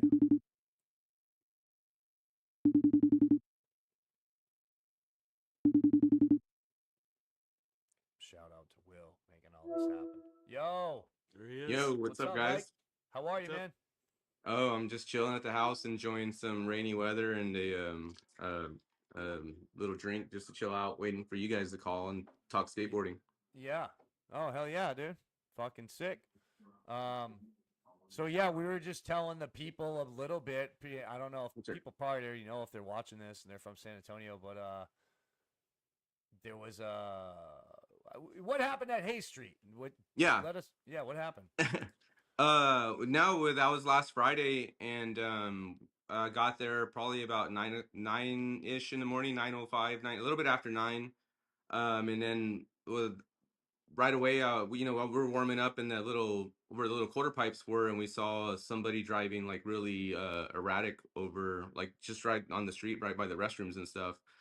And at that time, I didn't know it was the dude who owned that house. I'd never really seen him be that way, or I guess drive that way. I mean, since then, it's been confirmed like he had been kind of acting strange and doing crazy shit, I guess. But yeah, that morning he was like e-braking and peeling out and just being, I mean, very unsafe to anybody. Like Will was there that morning. He rode his bike. Like somebody riding a bike there can have easily got killed by that guy, you know? So I guess he got into an altercation, almost hit some dude, and that dude followed him back to his house, and they exchanged words. Um, and we heard a bunch of like yelling back and forth, but it was loud, and I think Will was listening, or not. I think he had his radio out. So there was music going on, but then it got worse, and all of a sudden we heard a pop, and we're like, oh shit, was that a gunshot? And then we looked in that direction towards his patio, and we saw him like waving around a pistol. And then we're like, oh damn, I think that dude just shot. And we didn't realize at the time, but he was kind of like shooting towards this dude in some pickup truck, I guess, that he got into it with. And then so then when we started paying more attention, he came out with a shotgun and then definitely fucking shot one off, like off the hip. And towards his direction, but I didn't feel like he was trying to shoot at the guy, because I mean he just kind of shot that way, still yelling. At that point we're like, oh shit, this guy's like shooting a long gun rifle style, like it was a shotgun, but still, like, we were right on the other side, and some of the guys kept skating, and I kind of got behind some stuff. That was the day after, like, there was that big shooting. I mean, there's so many of them recently, it's sad, but there was that shooting at that Catholic school, like I think the day before. So already, I have a daughter in high school, and it's just, you think about that stuff all the time. It happens all the time. So now, like, we're in the middle of somebody shooting, in our direction. We're like, oh shit. So I got behind some stuff. And then Rick was there, Will was there. I think we're like, hey, well, I guess it's time to call the cops. Obviously, this guy's shooting a gun. So we, several of us called the cops, and they had already said that they had gotten a bunch of calls and they were on their way. So they showed up like 40 units deep, and pretty heavy stuff, and they cleared the area, and then I was behind some of the posts on the on the bridge and stuff because I felt like I heard three. It was the first one that we weren't sure about, the second one that we saw him shoot, and then there was another one. So after the third one, I just hid behind a post until the cops came and like cleared us out, I guess. And then I was chilling at that there's that law firm place right kind of across the place from that wood shop, and not even within 20 minutes, I guess, after the cops got there, you just heard that hail of gunfire. And yeah, I guess he came out waving his shotgun at the cops and they killed him. Whoa. So How that many was, how many shots did the cops? Cops like shot whew. off a bunch. Yeah, man, that was the rumors. I think people said they slowed down the videos and listened to it. It was like 30 shots or something crazy Holy like that. shit. Yeah, 25 to 30 or something like that. I mean, don't quote me on it, but Yeah, I yeah, think yeah. speaking with a couple of people that were there, they said they slowed it down, and I didn't count them, but it was a lot. I heard a lot. Yeah, for sure. Whoa, man. So it was heavy for sure. And like, I didn't know the guy, but like, when I would park there, I would ask him, the first time I parked right in front of his spot, he was always kind and was like, yeah, you can, He had if that those. spot's open, it's for you. Like he was never, so I didn't know him to be that way, but I had heard over the last few weeks, he had just been kind of acting strange. And so I don't know, I guess something changed or whatever. And he had It's the that house that incident. they had the chickens in the front yard Yeah, sometimes. yeah, Yeah, yeah, right in the front. Yeah, yeah, that dude yeah, that had that. He kind of walked with a limp, and he was always on the patio chilling and stuff. Like yeah, I said, yeah. I never had any beef with him or whatever, but yeah, it I was kind of wild. It was, I yeah, it was strange. I never felt like he was like particularly stoked when I parked in front of his house, but I Yeah, gotta say, like I saw him before, like helping someone, like someone broke down with their I saw him like helping someone with their car one time. Um yeah, I don't know. Do you think he yeah. was I'd seen out him help. driving around? Like, was he like running errands when they? Do we know how it happened? Like, so Oh he no, was no, on his no. way home, or No, he was just out, and then I talked to some kids at Pearsall. They confirmed, like, yeah, early mornings, like 8 to 9 a.m. He's just no, he's like drag racing his car up and down that street. Like, if you look on the driveway in front of his house, there's just like skid marks and brake marks everywhere. So, no, he wasn't just chilling. He was just, yeah, being really dangerous. To be honest, like I said, yeah, Will rides his bike there, so the way he was running through the stop signs. You know what I mean? Like, if somebody was coming, he would have. Yeah, he was definitely gonna hurt somebody at some point if that's the way he was acting. In my man, opinion. yeah, So that yeah, sounds no, so definitely crazy. not just coming back from an errand. He was just, and that's why I didn't know it was him, like, because I'd never seen that, I guess, But when I saw the car pull up to the house and the dude get out, I was like, oh, that's the homeowner. I didn't know, and then yeah, it just all went south from there, and the cop showed up. Have you been back there to skate since? Yeah, for sure. Yeah. Yeah. And it was funny. My first time down, not funny, but Will was there as well, and Will was there for that incident as well. And it was hard. Like it was heavy. Like when the shots rang out, like it got very quiet for a minute, and everybody's hearts just sank. And it was kind of it's just a strange feeling. But he was there, and I didn't get to see him after that. But then the next time I went back, he was having a sesh too, and so we kind of had a redo. I think he had said he had been back like the next day, but it was my first time there, so definitely it was a little bit heavy for sure, but we got a good session, and so I guess we'll get that behind us. Yeah, yeah. Well, thanks for talking. I didn't want to like pick a wound or I just thought it was like No, no, no, noteworthy, not not at all. Like, yeah, I mean, it's not, it's nothing like that. It was just, definitely. I mean, it was just a heavy event. Like somebody lost their life, and somebody you've interacted with. It was just a little strange, that's. I guess I just didn't expect that. And even like, even feel a little bad being one of the people who make a 911 call that ends somebody's life. But when you're waving pistols around and stuff, like you can't be doing that in front of a park where kids hang out. Yeah, I think it is all about the kids. Like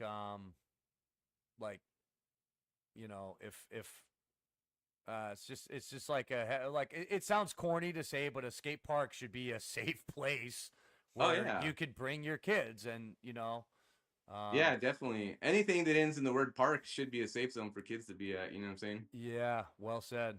Yeah, Yeah, yeah, absolutely.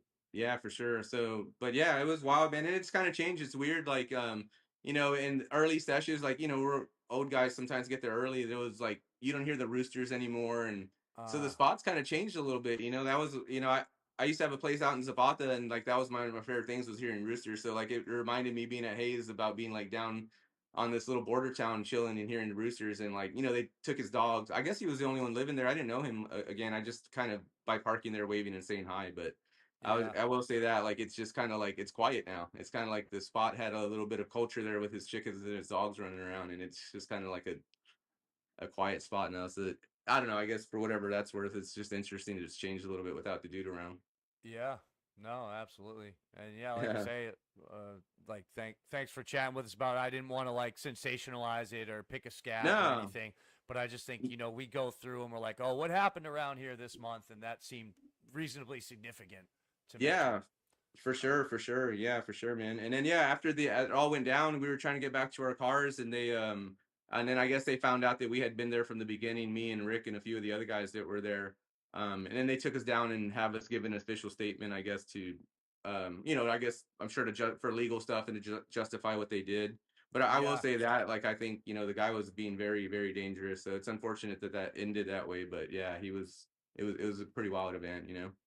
What's that like? Like I'm sure most people watching this don't really know what it's like to be taken somewhere and be interviewed by cops for something that you didn't do. Maybe some of Yeah. us have been interviewed by police for ourselves, but like, Yeah. what's that like when, like, how is that process? Like, how are the cops to you? Like, how do they treat you in that situation? Like, what's it all like when that happens? Yeah, I mean, it wasn't. I mean, they kind of didn't really give you a choice. They said since you were an eyewitness, you need to come down, and we're gonna need some time of your day. So it was that kind of approach, really. But then, given the event, I think like just being part of the community, you also want to give accurate information, just like you want, right? Like what you want for the skate community. I felt that's all they needed. You know what I mean? But yeah, it was. They were cool, but it was weird. Like as a witness, they throw you in the back of the car. I thought that was strange. I've kind of been I keep safe and stay out of trouble. So it's my first time in a cop car, to be honest. But I was like, do I roll in the front? They're like, no, you got to get in the back. It's protocol. So it's just kind of like, Here, just to, like, put these handcuffs on to be safe. I know it was strange. And then I don't know if he minds me sharing, but it kind of, oh, it's not funny, but or whatever. But supposedly that they put Rick to take him down because they transported us just like in the regular like cruisers or whatever.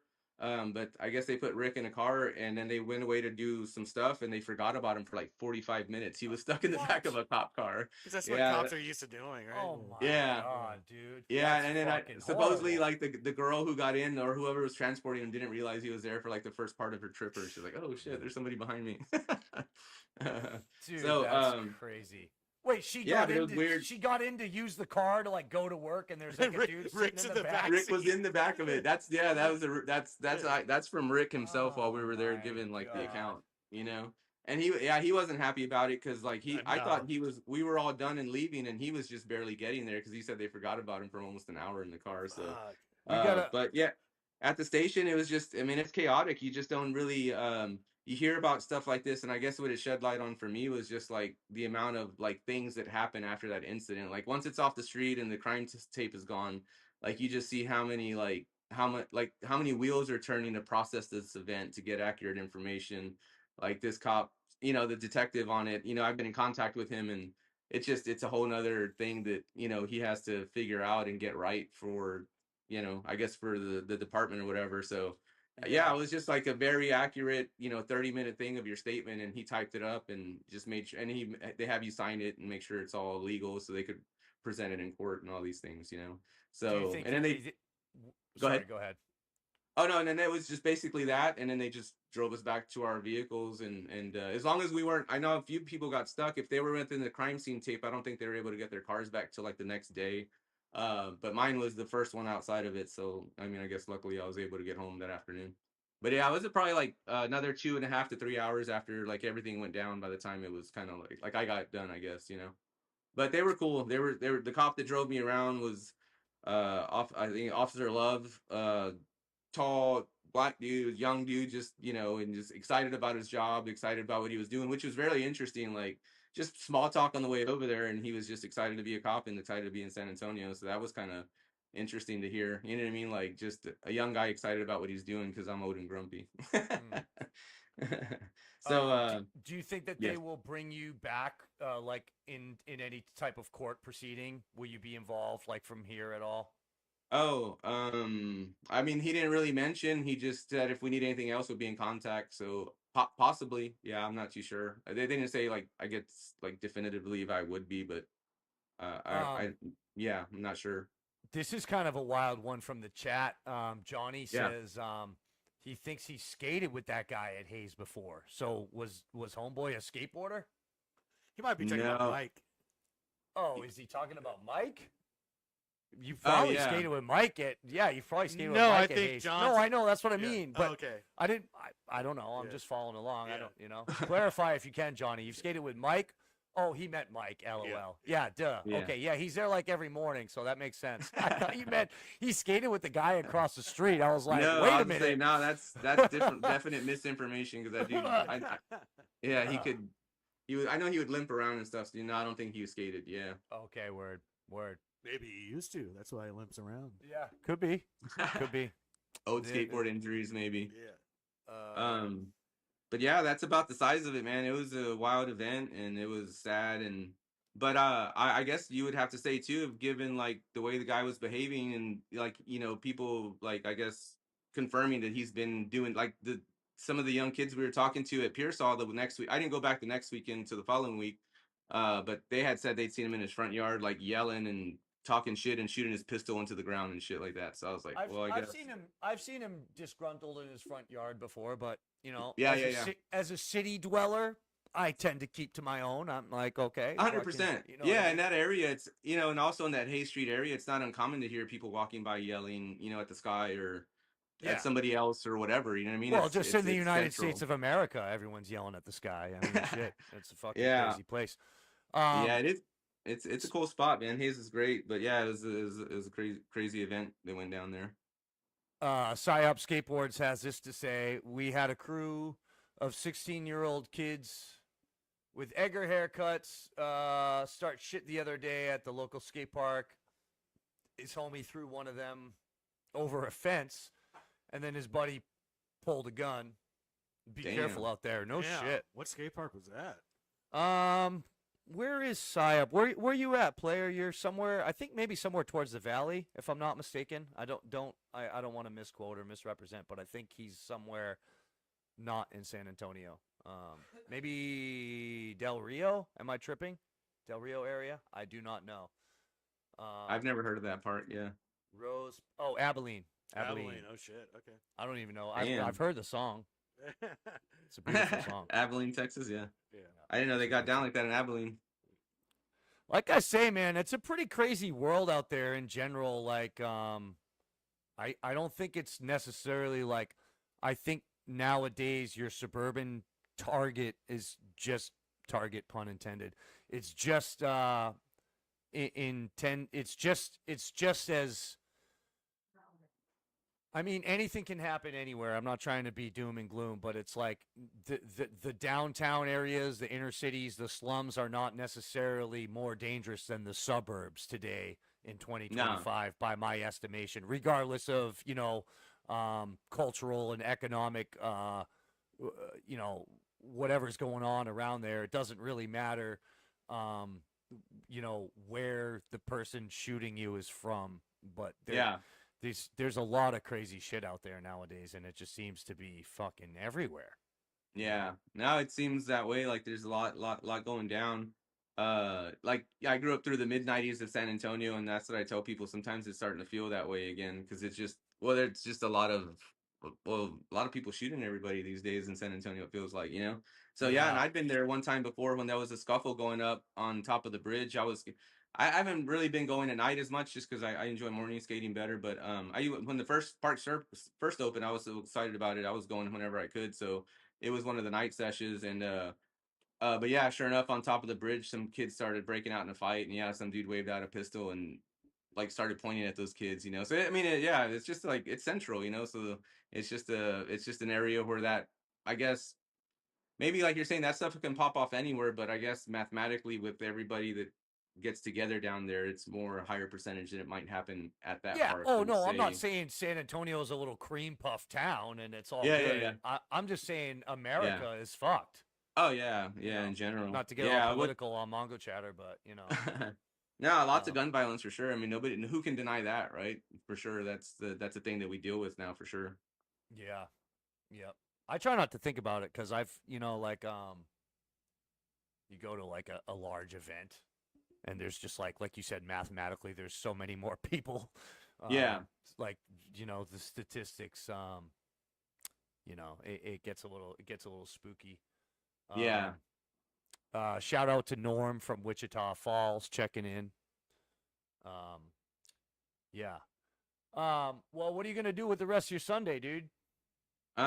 Just chilling, man. We can't skate, I guess. I thought about the parking garage over there. I think I skated with y'all there before. That was a really fun sesh. So I don't know.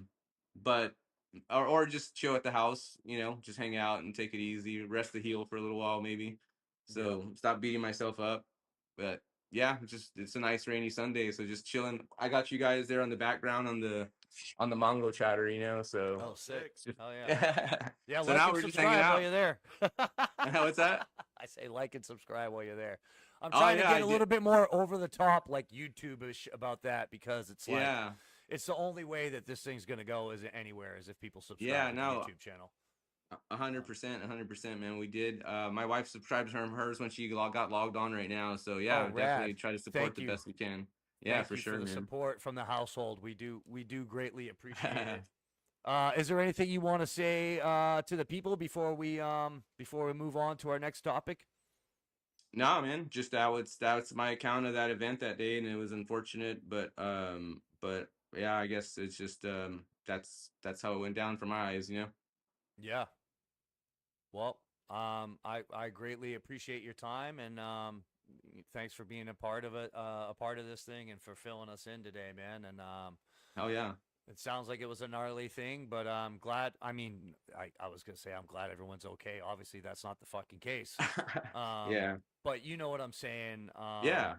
I'm I'm glad. glad there's no like, Inno- yeah. yeah, like innocent bystanders maybe, Yeah, or there you go. something Yeah. like that. Yeah. So Yeah, it no, sounds for like there's a sure. number of junctures for things to go sour. So, Yeah. But anyways, keep Hey, appreciate skating. it. Yeah. Yeah. Hell yeah. Enjoy- Had a good time in Seguin with you guys yesterday. You guys always shred. You always bring the energy everywhere you go.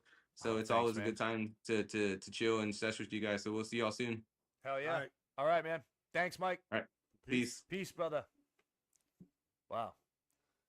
Gnarly. Yeah. And one of the things this is gonna be another rad segue.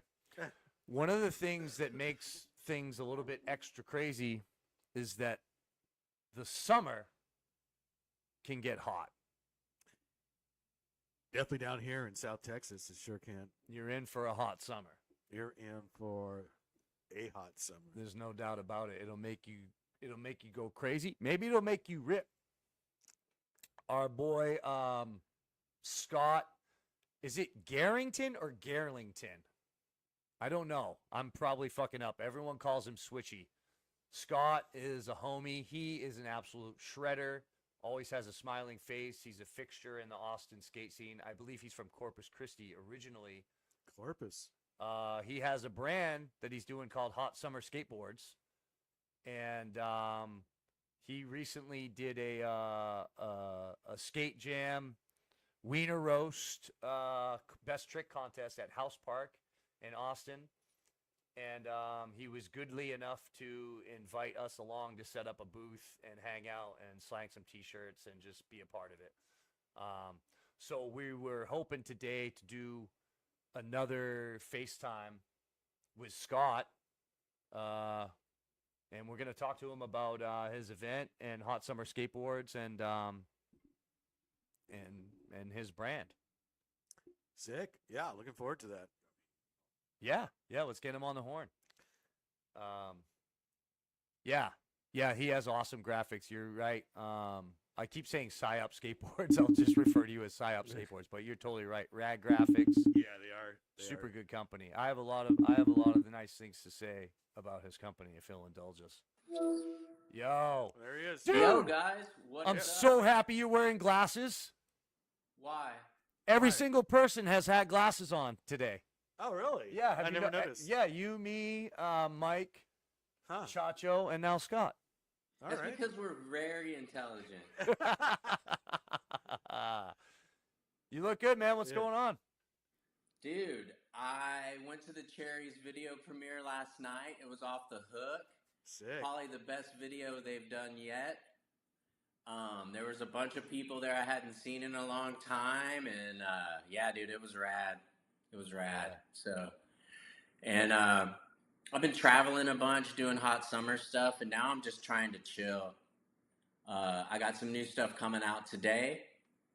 Self promotion right here. And so I've just been working on that, dude, just grinding. Yeah, dude, it's all you have good. been. Shit, a lot to unpack there. Well, what like did you have how long from like when did you start first ruminating on hot summer? Like how long ago was it an idea before you started making moves?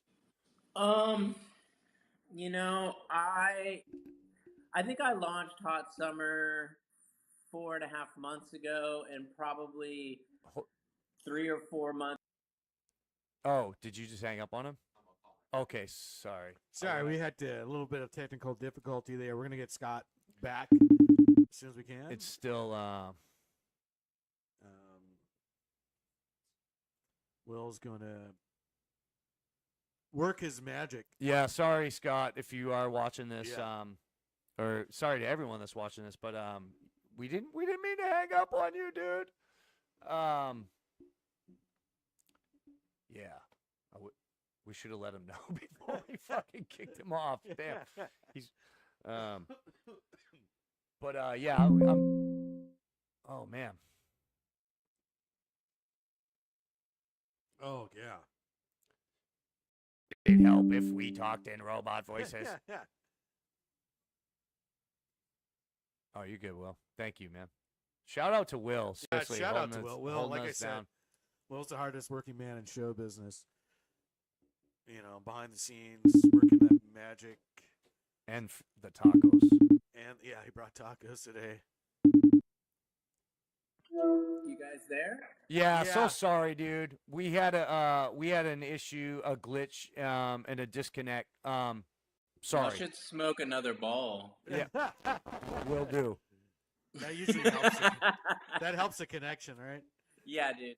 Let's figure it out. Yeah. You were saying you Yes. started up with Hot Summer.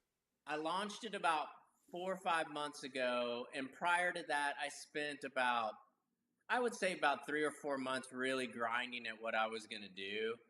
I already had a name, but I was trying to figure out who I was going to get to do my boards, and I was real particular about that. So that sort of, it took a while for me to decide. And Yeah. who's I'm doing the using boards? HLC in Hutto, because I don't have to pay shipping. It's made here in the U.S. It's made in Texas. I mean, the transfers are going to come from China for everyone. So, but as far as the wood and stuff, and they're single pressed Canadian, so all 8 1/4s are going to be the same size, whether you get it today or next month. Which is nice. And I don't know, like I had wanted to go with some other companies, but like some companies had a lot of different sizes, some companies had different wheelbases, and when I kind of just narrowed everything down, it just made more sense to go with HLC, and I'm glad I did. Yeah. Can you explain to the more lay among of us as far as like production, what you mean when you say the transfers are always going to come from China? So yeah, so basically you're gonna get this big sheet that's a heat transfer, and every board is gonna have a heat transfer. And when you see those guys pushing it through the roller, the heat transfer, goes through that roller, and then you have a graphic on the board instead of screen printing. Because if I was gonna do a screen printed board, I mean, basically, I would only be able to do like maybe 3 or 5 colors at the most, because they have to make a screen for each of those colors. So with modern technology, it actually makes it a lot easier to make skateboards now. But yeah, so you give them the artwork. Their art guys send a file, I guess, to China, and then they send you those transfers. and then they make the boards that way. And I don't think there's anyone right now in the United States that is making those transfers themselves. I don't know why, but no one's doing it yet. Do you own the transfers, or does the production facility own the transfers, or does the designers in China own who owns that property? Just curious. I don't know. I mean, basically, I'm gonna own the artwork that they're making them from, and then once those transfers are used, there really aren't any more. I guess somebody could snag it and make one of my boards, but I'm not really worried about that. I didn't mean it like that. I guess I meant more so like, where do they live? They live at wherever the boards are being made. Right. Like they're in Hutto. Right, but I don't think they're storing extra transfers because they're getting the specific amount of transfers for my order. Right. And I'm not really duplicating any orders. Every time I've done one repeat board order, but mainly I'm kind of, every time I do a board order, it's a new graphic usually. Yeah. So it's not like they're just stockpiling them and I'm like, hey, make me another 20 boards. Right. Like yeah, I put a whole separate order in, and then they put a whole separate order in for those transfers. Right. Yeah. Okay. And Yeah. is there any type of minimum that they give you on the order? Is it? Or Yeah, I do 50 boards, and I can do 3 different sizes, but they have to be all the same concave. Cool. Yeah. It was a little confusing. It took me a little while to understand how the ordering worked, but I think I've gotten it down now, and the guys at HLC are pretty cool. So, HLC also does Roger, Plan B, Skate Mafia, and Flip. Yeah. Sick. What Yeah. concave did you opt for? Deep, medium, shallow, somewhere between? Right now I'm doing a medium mostly. And then with the shaped boards, like with my footballs or eggs, and then my other shaped boards, it's just gonna be probably a medium concave. You can't really get boards that aren't popsicles in different concaves. They're only gonna come in one, as far as I know. Unless you choose a completely different model that's similar to it. Yeah, that makes sense. Yeah. Yeah. I was wondering, like, it seems like one of the more overwhelming parts would be to try to figure out what shapes you sort of want to, like, cling to and go with those orders. Like, was it hard for you to narrow that down, or were you like, I definitely want this size popsicle? Like, how did you narrow that down as far as shapes? Well, I talked to Dylan at No Comply, and he gave me some advice, and then Mikey Sieben also kind of guided me towards that.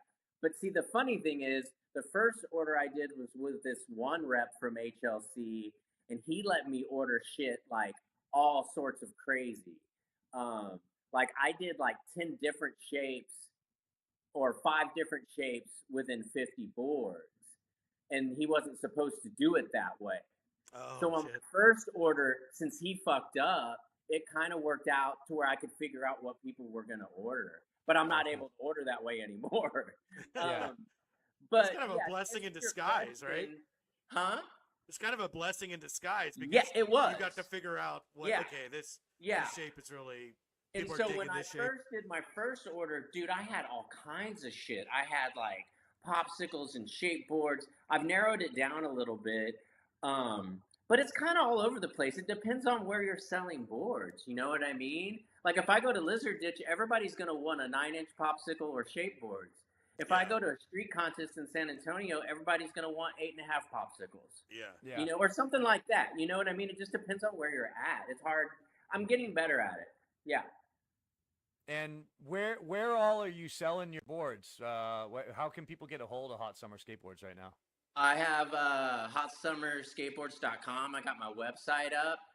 No Comply in Austin, Central in San Antonio, Proper in Oklahoma City, Ranch Records in Salt Lake City, Benjamin's in Corpus Christi, and the Skate Gym in Leander.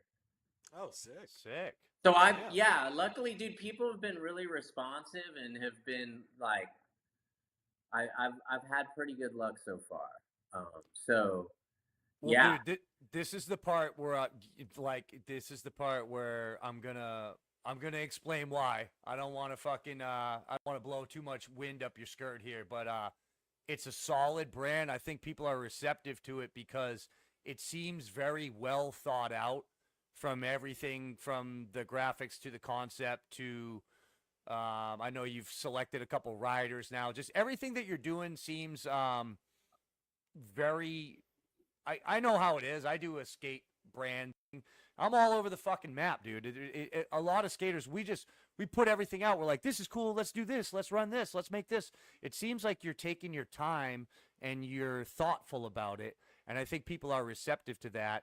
And there's a legitimacy to maybe sometimes less is more. I don't know what it is, but I think the reason why people are receptive to it is because you're doing things in a thoughtful way, and it's a breath of fresh air for like a smaller brand. yeah, I appreciate you saying that. You know, I have two guys, Brett Stiles, who kind of does all the graphics, like the logo graphics is Brett Stiles. And he's been doing graphic art for a long time, and he works with Cherry's Wheels. He's one of the Curb Killer guys, and then there's Michael Sieben, who's been one of my longtime friends, and I've had lots of different sit downs with them to just be like, hey, dude, I don't know what the fuck I'm doing here. Like, how does this work? Like, what boards should I order? What do these people want to see? Like, where do I go with this? And but at the same time, keeping it my own. Like, this is what I want to do. Is this going to work? And they'll be like, well, you might want to tweak this. You might want to change that. So there's been a lot of help. The community here has been like, I mean, and that's what I want Hot Summer to be, is to be like a part of the community. And I want to make stuff that people want to ride and that's good. I mean, I want to make money at the end of the day, but I want to make money so I can make more stuff. That's what I'm trying to do. Like, I haven't got my Ferrari yet. I put in an order for it, but it's going to be a while. So, but yeah, man, thanks for saying that. I just want people to ride the stuff and to like it. So. Well, and the community thing is evident too, because like I said, you invited us to well, you came to our wiener roast and then had the idea to have stole yours. You guys. Fucking fire. Actually, you know what? I didn't even really think about that until later. I'm like, oh shit, I fucking totally ripped those guys off. Like, no, it's cool. So thank you. Well, I mean, we're gonna do it every April. We're still gonna do the slappy. We're gonna try to keep that going. But I mean, our thing was rad for us, and your thing was rad for you, and I was stoked to be a part of it and to see it. I was blown away. You talk about community. I was like, these Austin Rippers, hardcore motherfuckers are up here at 8:30 in the morning getting it. That shows a certain level of dedication to scrape your hungover ass out of bed and go be a part of the community thing, and not slog it off and look at the clips later on Instagram. So I think that you are building a community. It was evident to see it. And all the shops that you mentioned, it seems like it's on a pretty regional, hands-on, grassroots kind of, like, you know what I mean? You're not trying to just like blow up at some random like shop in some place where you don't even have any connection or know the people. Yeah, it's like most of the shops, except for the shop in Salt Lake City, I have some sort of connection with those people. The Salt Lake City guy owns a punk rock record store, and he just randomly messaged me and was like, hey, dude, what's up with your boards? And I'm like, hey, this is what I got. And he was super rad, and I sent him some boards, and that kind of – but everyone else I've done business with, or I know someone there, Yeah. And there's a connection. So, yeah. Yeah. I mean, so you've been in the skate scene a long freaking time in Austin and previous in Corpus, yeah? Yeah, I grew up in Corpus. I left Corpus probably in '88 and moved to Oklahoma City when I was 14, and I lived there for 6 years. And then I moved to Austin when I was 19 in '94, I think. Skating the whole time? You were already skating in Corpus by You know, between the ages of 17 and 19, there was a lot of acid in Paul's Boutique going on. Yeah.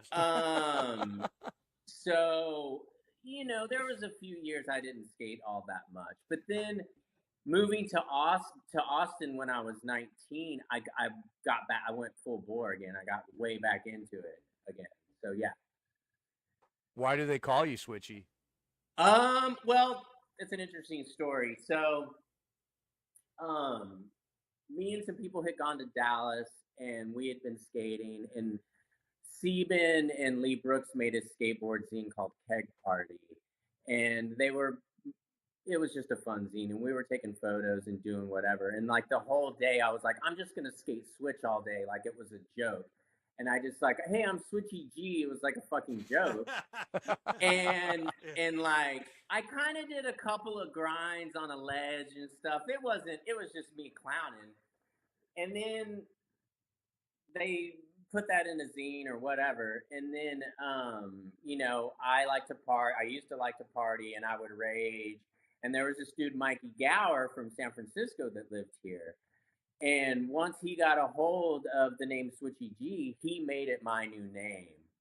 And when I would go out and party, they would be like, "Oh, Switchy showed up," and that's where it came from. And for years, a lot of people didn't even know my real name. Like people's parents called me Switchy, you know. Yeah. And that sort of faded out because I don't hit the dark side anymore. So Switchy was one of those weird alter egos that would show Oh, up for as sure. alcohol would. Yeah. for sure, sure. Add alcohol. Yeah. But he was fun. Either you Yeah, loved it usually or they you are. hated him. Yeah. So yeah. Let's talk a little bit more about your event. We got some clips and photos, and Yeah. it was super rad, man. Like okay, so and I don't know, just events in general. You've been traveling around and doing stuff. You just did one in Oklahoma, am I not mistaken? I just did one. I just went to the Skate Wars in Houston. Oh, right. Yeah. What's up on that? Dude, those guys go off. Like, it was really rad. It kind of got rained out, but then we all stuck around and it kept going, and it was a good community. And like, I knew a couple people there. They invited me to come out, and then by the end of the day, dude, it was just like a bunch of homies, you know. Like, Yeah. It was really cool. Houston's different. It's a different scene there, and I like it. I like to get out of Austin, you know. So yeah. And you've like sponsored a couple people now, getting that going, or what? There's a team building thing going on. I've got so right now Bagel is on my team. His real name is Chris Barnaby. And then I've got Steven, and who else? Let's see, Steven, Melissa, Sac Castillo, and who am I forgetting? Bagel, Steven, Martin, Sac, and Melissa. Yeah, that's who's on the team right now. Oh yeah. And then Aiden Sky's a younger kid. I'm kind of flowing him some stuff right now. Dude, he was my favorite dude at that contest. Besides Skunky good. was sick. Skunky, the kid Yeah. with Yeah. Oh, I saw the footage. Yeah. I think the tail is like aerodynamic. I think it like helps him balance. You know what I had going on. Yeah. You know what I had the thought? Like remember like in like the Tony Hawk video game days, and there was like you could like trick out your dude and add like a top hat, add some steampunk goggles. it's almost like now that has manifested itself into reality of like,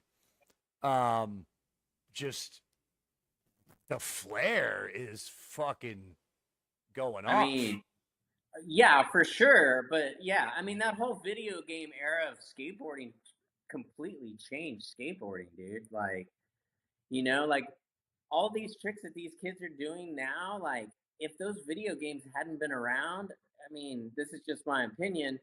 Like, I don't know if skateboarding would be as technical as it is now. Yeah. You know what I always talk about in that regard? Tori Pudwell's Big Bang Theory. Yeah. When that part came out and it came for free in a Thrasher, it was just Yeah. crazy. Yeah.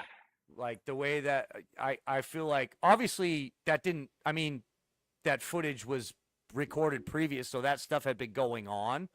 But when it came out and was presented to like the masses, and you're right, like the video game mentality. I mean, how old is Tori Pudwell? So there's probably some of that in there too, like, oh, you could Well, you could just make up any trick you wanted and pull it off, and then kids are like, well, we could do this actually skating. Yeah. I never thought about that. I think Like you're onto kickflip something. in, kickflip Yeah. out, like crazy shit like that. Like, Yeah. I don't know. That's crazy. Like it was a breakthrough in the second Tony Hawk game because you could add manuals and then you could link everything up via manual, like trick, manual, trick. And that's actually now how people skate, Yeah.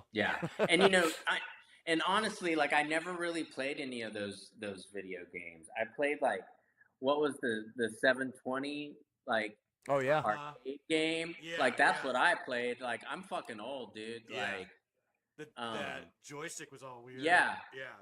Yeah, it had That's the the only thing rivets. I played. I think. This is the only thing you played? yeah. I was pretty good at it. I can do both hands. You can switch it up. I can go switch. Switch it up. Yeah. Okay. 720, 540. Yeah, I got it down. Back to the hot summer day Yeah. at House Park. That kid Aiden was one of my favorites because I liked his like trick selection. It was very simplistic and rad and like pure. I don't know. Yeah. I think you're onto something there. Yeah, he lives in the neighborhood here by me, and like, the clips that he's shooting and stuff is like stuff in our neighborhood, and like, I'll be driving around and I'm like, oh shit, there's Aiden and his fucking friends, like they're just like hanging out skating, and his dad's cool, and they're like Southside Austin people, and he's just a good kid, and Yeah. he's ripping, so I'm gonna keep my eye on him. We just did an ad with him, and we're probably gonna do shoot some photos with him pretty soon. So I have a clip in here, Will, in that packet of stuff that I sent you. What's up? It's like Aiden. It's like hot summer Aiden something, but he does this like he does like a tail, changes his tail, and then hits this rail front side. It's a pretty cool line that I just snagged. It stood out to me that day. cool. Yeah, no, it was a sick day, man. I tried to film. It was hard. I wanted to film everything and be a part of everything, and just like, yeah, this kid's good, dude. So he's riding fakie, and then yeah. Oh, okay. Super Yeah. sick. Yeah. He there was a lot going on that day, man. Like I don't even know if I took any photos. I paid Chris Turango to come out and shoot photos that day, particularly because I knew I was going to be too busy to and I wanted to make sure I got what I wanted, And he took a bunch of good photos for me. He does most of my photos and my helps me do my advertising and layout and stuff like that. So And John Miller took a lot of good photos that day as well with the yeah, fisheye John lens. Miller took some good photos that day as well. There's some good photos floating around for sure. Yeah. One thing I definitely wanted to talk to you about, and just to give it its due as far as, cause like I was there that day. I had to leave to go to work to go back to San Antonio, but I didn't get involved with any of the bands or the music side of anything. Like I had no idea what was going on. Do you want to shout out the bands that played or talk about any of that, how that came to be? So the Flood is sort of this doom kind of metal band that was really good, and the main guy, God, I can't remember his name, but he hangs out at House Park, you know. And I knew he was in a band. And one day I was just like, "Hey, dude, I think I'm gonna do this event. Would you want to play?" And he was like, "Yeah, for sure, I'll do it." That kind of just happened that way, Right. you know. And to be honest, by the time the bands played, everybody was so spent and everybody was kind of already gone. Next time I'm gonna stagger like contest band, you know. Word. Yeah. And then the last band that played are some friends of mine called Buzz and Bangs. They're like originally from San Marcos, and it's like a pop punk metal kind of band. One of the guys I work with at the restaurant, he's like my best friend. And they played, and they were fucking sick. Yeah, so it's all, you know, local guys playing music, and yeah, that was a lot to incorporate for the day. Like, you know, I've done events before and been a part of events, but I've never done my own event. Yeah. So, I'll definitely change things next time. So I think it went well, dude. I think you probably killed it more than you know, and just by having the right people in place to like support you and be there with you and hold you down, like Chip Queso kills it on the. He's so fucking hilarious to listen to that dude yammer on as people are skating. It's like, I think you just selected the right things, and also it's cool to stagger the bands, but it must have been kind of nice in a way if you're interested in the thing to be in a contest and then like mellow out. Like I think somebody said like, "Yo, let's go listen to some music and drink some beer and skate the bowl because it's like the contest is over." Let's, you know yeah, what I mean? it just was so fucking hot. Like by that time, I mean, people were cooking. Yeah. Hot So- summer. Hot summer, exactly. That's where it comes from, dude. It's so fucking hot here in the summer. I was like, fucking hot summer, dude. Like that's the name of the company. It's you know? so good. It's a really yeah. good name. Thank you. It's Yeah. so good. It's kind of a flex too to people that aren't from Texas. Like, hey, this is what we're skating in, dude. This is the real deal, dude. Yeah. Like, come on. Yeah. Fuck yeah. Thank you so much for your time this afternoon, Sure, brother. dude. Yeah. Scott. Oh, I thought wait. John said that you had some new graphics or something. Yeah. I Is do. that- I is do that have some new something graphics. Are we revealing that on this? Yes, What- I'm going It's- to reveal the new graphics today. This here is Oh, my look at that. new logo board. This is the graphics are done by Brett Stiles. He kind of does all my logo work. These are some new boards. They're going to be popsicles, 8 1/4, 8.5, 8.75, and they're all twin tails. So Oh, sick. yeah, these are That's all going to be cool. twin tails. So, and so this is, I don't know if you guys know about the killer here in town, but it's The a Rainy thing. Street. Yeah. Yeah. This is the Rainy Street Ripper board. No Uh, way. and this is done by Riley Kerr. He did the other graphic with the people on fire. Okay. Yeah. And this is going to be available in 2 different eggs. I got an 875 egg, which is this one. Damn. And it's a shorty. It's like a 31.5 or 4. Killer. So I think people are really going to dig this. I also have it kind of in the standard egg that everyone's writing. That's like a 9.125. So it's going to be the same graphic with this. And then I also brought back the fish, which is a shape board. I think you have one of these with the other graphic. No, I got the 9. Okay. Yeah. This is just an old school shape board, which does have an adjustable wheelbase. It's a 9.35. So these are the ones that are going to come with the Rainy Street Ripper graphics. And after this podcast, I'm going to put everything live on the intraweb. Oh, sick. Yeah, I haven't Yeah. even put it out yet. Y'all are the first ones. Well, not the first ones, but publicly. Mongochatter exclusive. That's- Exclusive. That's right. I mean, since I stole your fucking wiener roast, dude, like, I mean, Yeah. I gotta give you guys fucking something, you know? Yeah. We'll just keep it going, dude. We'll roast all our wieners. We'll have a big fucking, you Dude, know what I mean? I'm all about roasting some wieners. Yeah. Wait, Keep it hot, baby. Yeah. Hot did sun. they debunk the Rainy Street Killer? Did I read that recently in a Dude, blurb? I think that the cops are too lazy to do anything about it. And, you know, there's a lot of different things going around, but there's so many bodies showing up, and they're saying that, oh, these people are getting drunk and then going down to the river to piss and then drowning. And it's like, dude, come on. Like, how many times have you been wasted and like gone swimming or whatever? Like, no, they're not. But there's also been these people that have survived and then they wake up in the hospital and like don't quote me, but like GHB or some sort of date rape drug or something is in their system, and they're like, no, dude, all I did was drink last night. Like I didn't take any drugs. So Yeah. there's something going on, and I mean, I don't know. The Street Ripper's out there, dude, and I've got, this is what he looks like. If you guys are out there, While Yeah. market that while he's out there. Is right? that from a like a recall like sketch? How did we narrow down his likeness?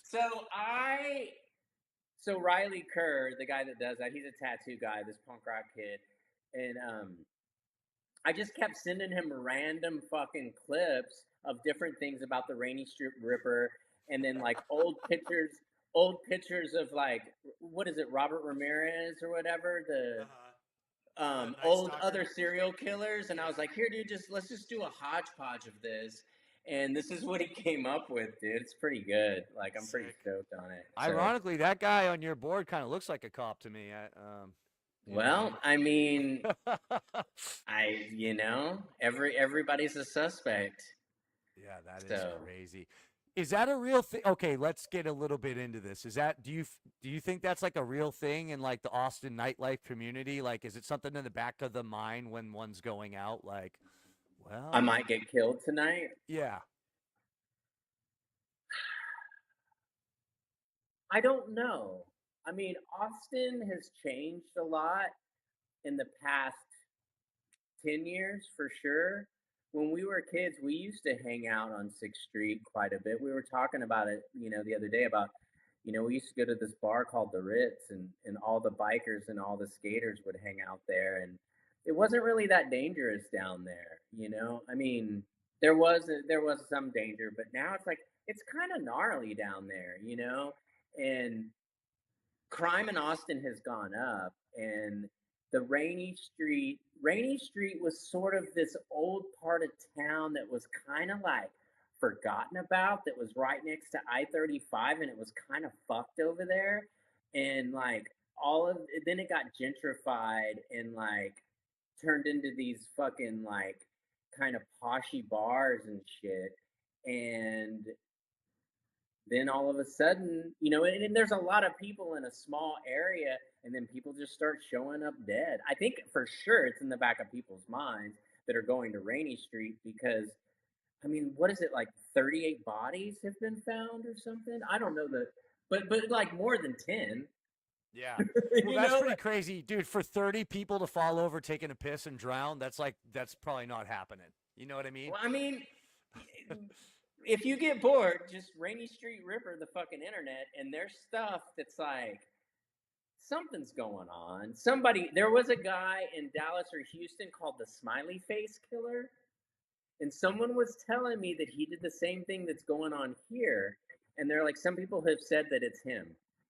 The Smiley Face Killer, or he would go and kill people, and then he would draw a little smiley face on the sidewalk or something, or spray paint some little, fucking tag.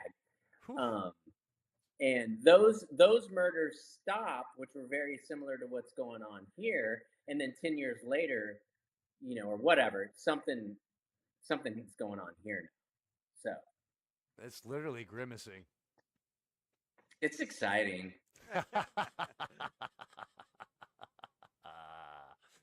Hell yeah. Well, is there anything else we gotta? What else? Do we have anything else for Scott? I don't know. I don't want to end the conversation. But No, I can yammer on all day. For 2 hours. So. But I do want to thank you for doing this with us. And thank you for Will and you guys working together.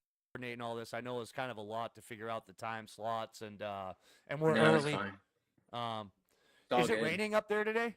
Yeah, it's been raining all day. I know a bunch of people went to House Park and it got rained out, and dudes were at Scorpion today skating for a minute, but I think they got rained out too. So it's kind of a wash today. Have you guys been out to the new Scorpion stuff yet?